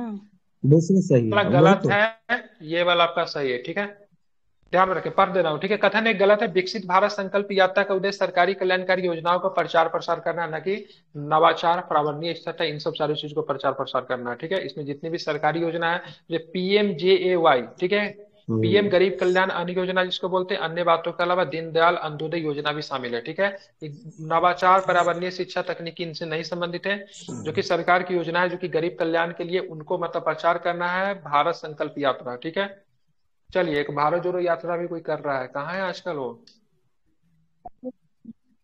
सर। एक कोने का मुख्यमंत्री गायब हो गया है, ठीक है, बीजेपी ने इनाम का घोषणा किया था। सर आप बोले तो सर ये इमरान खान को 14 साल का सजा हो गया सर, और 78 करोड़ रुपया का जुर्माना लगा है। 78 करोड़? हाँ 78 करोड़ सर। ठीक है, मजाक लग रहा है। किस घटना में फंसा था पता है? कौन सा घटना, क्या बोलते हैं, इबादत खाना नहीं, क्या नाम था उसका यार, वो ऐसा घटना जहां पे मतलब जो भी राज्य सरकार, जो भी सरकार को, जैसे मान लीजिए किसी भी देश के जो चीफ ऑफ स्टेट होते हैं उनको अवार्ड वगैरह दिया जाता है, तो उनका निजी संपत्ति नहीं होता है। गुसल खान क्या बोलते हैं यार, वहां पे एक है, वहां पे उनको जमा किया, जैसे भारत सरकार को कुछ मिला मोदी जी को, तो मोदी जी का प्रॉपर संपत्ति नहीं है, देश का संपत्ति है, ठीक है। लेकिन इसने मतलब क्या कहना, जो भी इसको जहां जहां से मिला था सबको इसने बेच दिया, ठीक है, उसको अंडे में जमा करने के बदले सबको बेच दिया, ठीक है। ये सब लाइन में सॉरी, क्रिकेटर से कमेंटेटरी करके कोचिंग करके बना पैसा कमाता, लेकिन सत्ता लालच देश का प्रधानमंत्री बनना कभी बड़ा बात है सर। चलिए डिबेट हो जाएगा, ये 13 खत्म कर लेते फिर बातचीत भी करेंगे, इसको खत्म कर दीजिए। भारत में अल्पसंख्यक शिक्षण संस्थाओं के संदर्भ में निम्नलिखित कथनों पर विचार करना है, ठीक है। भारत में शैक्षणिक संस्था में अल्पसंख्यक चरित्र शब्द का तात्पर्य अल्पसंख्यक समुदाय को प्रवेश पाने वाले छात्रों की संख्या से है, ध्यान रखना है। भारत के संविधान के तहत अल्पसंख्यक चरित्र का दर्जा देने का प्राथमिक उद्देश्य शैक्षणिक संस्थाओं के सभी समुदायों का स्थान प्रतिनिधित्व सुनिश्चित करना है, पता ना, ठीक है। यदि किसी कॉलेज में अल्पसंख्यक चरित्र का दर्जा दिया गया, विश्वविद्यालय अनुदान से इस स्थिति को निर्धारित करने के लिए संचित माइक बन कीजिए, वो भी सही नहीं है, सारा का सारा गलत है, ठीक है। पहली के बार भारतीय संविधान में कहीं पे अल्पसंख्यक को तो परिभाषित ही नहीं किया है। जी सर। आप अभी जहाँ पे हो, अगर मान लो जब बिहार में हो तो आप यहाँ पे बहुसंख्यक हो, हिंदी भाषा के यहाँ पे बहुसंख्यक, तुरंत आप केरल में जाइए, आप अल्पसंख्यक हो जाएंगे, नहीं हो जाएंगे। अल्पसंख्यक बहुसंख्यक पूरी तरीके से जगह के ऊपर निर्भर करता है, भारतीय संविधान में कहीं भी नहीं है। और इसको इसी तरह से भारत में अल्पसंख्यक शिक्षण संस्था के बारे में जो कथन जो लिखा था सारा गलत है। निम्नलिखित में से कौन सा निकाय देशों के बीच कानूनी विवादों को निपटाने संयुक्त राष्ट्र महासभा, संयुक्त राष्ट्र सुरक्षा परिषद, विशेष एजेंसियों द्वारा संदर्भित कानूनी प्रश्नों पर सलाहकार राय देने के लिए जिम्मेदार है? अंतर्राष्ट्रीय न्यायालय। कुछ ज्यादा ही भारी जाएगा, बिल्कुल ठीक है। अंतर्राष्ट्रीय न्यायालय, अंतर्राष्ट्रीय न्यायालय का मुख्यालय कहाँ पे है? The Hague, Netherland. The Hague Netherland में, बहुत सुंदर, वेरी गुड, बहुत अच्छे, ठीक है। विमान में उड़ान ड्यूटी समय, ठीक है, FDTL का उद्देश्य निम्नलिखित में से कौन सा है? विमानन की बात करेंगे तो उड़ान ड्यूटी समय सीमा क्या होता है, बताइए, उड़ान ड्यूटी समय सीमा क्या होता है? चालक दल के सदस्य के ड्यूटी पर रहने में कुल समय को सीमित करने के लिए, जिसमें से उड़ान और गैर उड़ान दोनों कर्तव्य मतलब क्या है, शामिल है, ठीक है। ये इसका सही आंसर लिया है, ठीक है। चलेंगे देखेंगे निम्नलिखित में से किस राज्य में ईगल नेस्ट वन्य जीव अभ्यारण्य आपको है? ईगल नेस्ट वन्य जीव अभ्यारण्य कहाँ पे है? बहुत सुंदर, Arunachal Pradesh. Arunachal Pradesh is the right answer, ध्यान रखिएगा। यहाँ पे मतलब क्या होता है, अरुणाचल प्रदेश का जिला पूछा कामेंग, कौन सा जिला मिलेगा? कामेंग जिला। वहाँ पे ईगल नेस्ट वन्य जीव अभ्यारण्य। लगातार चौथी बार बांग्लादेश के प्रधानमंत्री कौन बन गई है? शेख हसीना। शेख हसीना। वो चौथी अब सुधार लीजिए सर, 5वीं बार हो गई है। हाँ, 5वीं की 6वीं बार, 5वीं बार, ठीक है, ध्यान रखेंगे, 5वीं बार, ठीक है। सोल्यूशन में आई थिंक दिया है कि नहीं? सोल्यूशन भी चौथी लिखा हुआ, गलती लिखा, ठीक है। भारत में डार्क स्काई पार्क कहाँ पर स्थापित किया गया? डार्क स्काई भारत का पहला है कि दूसरा होगा? डार्क स्काई भारत का पहला है, पेंच वाला की दूसरा है? पहला दूसरा है, पहला वाला कहाँ पे? लद्दाख में। लद्दाख पहला है देश का, ध्यान में रखेंगे। और इसके बारे में नहीं पता, देख लीजिएगा पहला है कि दूसरा। नहीं सॉरी, दूसरा नहीं है, फिफ्थ है ये, सॉरी फिफ्थ है, वही तो 5वां है ये। लद्दाख वाला बात करेंगे ना तो ये आपको पहला है, ठीक है, फिफ्थ है, ठीक है। पेश आपको किन 2 राज्यों में मिलेगा आपको? महाराष्ट्र, मध्य प्रदेश, ठीक है, बहुत सुंदर, वेरी गुड, ठीक है, आगे चलते हैं, ठीक है। दूरसंचार अधिनियम 2023 के संदर्भ में निम्नलिखित कथनों में से कौन सा सही है? पढ़िए। ये लचीले स्पेक्ट्रम आवंटन विधियों का परिचय देगा जो संचार प्रौद्योगिकी की प्रभावी तैनाती के लिए महत्वपूर्ण भूमिका, ये भी सही है। अधिनियम बाजार की सघनता को कम करने के निष्पक्ष प्रतिस्पर्धा का समर्थन के लिए करात्मक पृथक्करण को बढ़ावा देगा, ये भी सही है। अधिनियम सार्वजनिक आपात स्थितियों के दौरान सरकार को महत्वपूर्ण शक्तियां देने से रोकता है, जिससे नागरिक की गोपनीयता सुरक्षित रहती है, गलत है। रोकता नहीं है सरकार को, मतलब क्या करता है, देता है शक्ति, ठीक है। तो इसका केवल कौन सा है? तो 1 या 2 सही है, ठीक है, ध्यान रखेंगे। चलेंगे, आप 94 नंबर क्वेश्चन देखेंगे। स्वच्छ सर्वेक्षण पुरस्कारों के संदर्भ में बात करना। स्वच्छ सर्वेक्षण भारत भर के कस्बों, शहरों, कस्बों, स्वच्छता, सफाई, स्वास्थ्य, रक्षा के वार्षिक सर्वेक्षण, वार्षिक तो है, सही है। स्वच्छ सर्वेक्षण के तहत शहरों का मूल्यांकन के लिए अपशिष्ट प्रबंधन में सामुदायिक भागीदारी और व्यवहार परिवर्तन कुछ फोकस क्षेत्रों में से, ये भी सही है कि नहीं है? गलत लिया है इसको। सही। स्वच्छ सर्वेक्षण आवास और शहरी मंत्रालयों के मंत्रालय द्वारा कार्यान्वित भागीदार के रूप में क्वालिटी काउंसिल ऑफ इंडिया के साथ आयोजित किया जाए, सही। ये गलत क्यों लिया है? तो स्वच्छ सर्वेक्षण के तहत शहरों के मूल्यांकन के अपशिष्ट प्रबंधन में सामुदायिक भागीदारी और व्यवहार परिवर्तन कुछ फोकस क्षेत्रों में से एक है, ठीक है। ये गलत है, मैं इसका सोल्यूशन पढ़ दे रहा हूँ, सुन लीजिए, ठीक है। बात करेंगे तो भारतीय गुणवत्ता परिषद स्वच्छ सर्वेक्षण के लिए कार्यान्वयन भागीदार है, जो सर्वेक्षण आयोजित करने के विभिन्न मानदंडों के आधार पर भाग लेने वाले शहरों का आकलन करने के लिए जिम्मेदार है। कथन 2 गलत है, ठीक है, ध्यान में रखेंगे, क्योंकि अपशिष्ट प्रबंधन में सामुदायिक भागीदार का व्यवहार परिवर्तन मूल्यांकन के लिए विशिष्ट फोकस क्षेत्र नहीं है, ठीक है, मतलब नहीं है, ठीक है, ध्यान में रखेंगे। सामुदायिक भागीदारी जो है ना, मतलब विशिष्ट फोकस क्षेत्र नहीं है, ठीक है, इसीलिए इसको गलत लिया। तो कौन सा सही है? तो 1 और 3 आपका सही हो जाएगा, बाकी दूसरा गलत है। ग्रीन फ्यूल्स अलायंस, ठीक है, के बारे में सही चीजों को पता करना है, ठीक है। गठबंधन का लक्ष्य भारत को हरित हाइड्रोजन उत्पादन निर्यात के वैश्विक नेता के रूप में स्थापित करना है। क्या ये बात सही है? क्या सही है ये? बिल्कुल, ये डेनमार्क और भारत के बीच में समझना ही सही है, ठीक है। ये बात की ग्रीन फ्यूल्स अलायंस जो है ना, गाफी जिनको बोलते हैं, डेनमार्क के साथ, ठीक है, सही है। हरित ईंधन प्रौद्योगिकी पर संयुक्त अनुसंधान और विकास परियोजनाओं को सुविधाजनक बनाना, ठीक है, गाफी, ठीक है, GFAI में शामिल सहयोग के कुछ प्रमुख क्षेत्र है, तो सारे के सारे सही है, ठीक है। पहला वाला ध्यान रखिए, ग्रीन फील्ड अलायंस डेनमार्क के साथ है। गठबंधन का लक्ष्य क्या है? तो भारत को हरित हाइड्रोजन उत्पादन निर्यात में वैश्विक नेता के रूप में स्थापित करना है, ठीक है। निम्नलिखित पे विचार करें, इसके लिए ठंडी जलवायु की आवश्यकता होती है। आदर्श तापमान 18 से 30 की सीमा के किसके बारे में बात हो रहा है? बता दीजिए, क्या पूरा पढ़ूं? किसके बारे? दाल के बारे में, दाल या के बारे की बात, दाल, ठीक है सर, दाल। दोमट मिट्टी भी चाहिए इसके लिए, हल्की ठंड का सहन कर सकते, अत्यधिक गर्मी के प्रति संवेदनशील है। कौन है? दाल के बारे में बात हो रही है, ठीक है, दाल के बारे में होते हैं, ठीक है। दाल कैसी? दलहनी फसल, सॉरी, दाल की बात करेंगे, दलहनी फसल है या फिर रबी की फसल है? रबी सर, रबी फसल है वो, ठीक है, दलहनी भी है, ठीक है, ध्यान रखिए। लेकिन कुछ ज्यादा बड़ा करंट अफेयर्स नहीं दिया है ये लोग।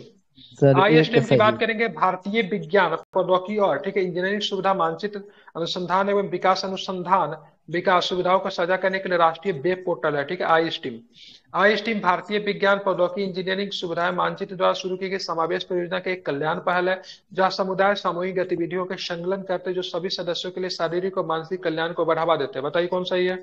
एक सही, केवल एक सही है, ध्यान में रखेंगे। दूसरा वाला गलत लिया है, दूसरा वाला गलत है, ठीक है, ध्यान में रखेंगे। सोल्यूशन है, पढ़ लीजिएगा, ठीक है, मुंह दुख गया। बंगाल की खाड़ी में कृष्णा गोदावरी बेसिन के डीप सी प्रोजेक्ट किसके द्वारा शुरू किया गया? बताइए। ONGC सर, ONGC के द्वारा। बिल्कुल ठीक है, ध्यान में रखेंगे, क्या हो जाएगा? ONGC के द्वारा। बहुत सुंदर। ONGC का भी महानिदेशक बता दे रहे सर, अरुण कुमार सिंह है सर, अरुण कुमार, ठीक है। ONGC की स्थापना कब हुआ था? 1959 में हुआ था, 1956 में हुआ था, कब हुआ था?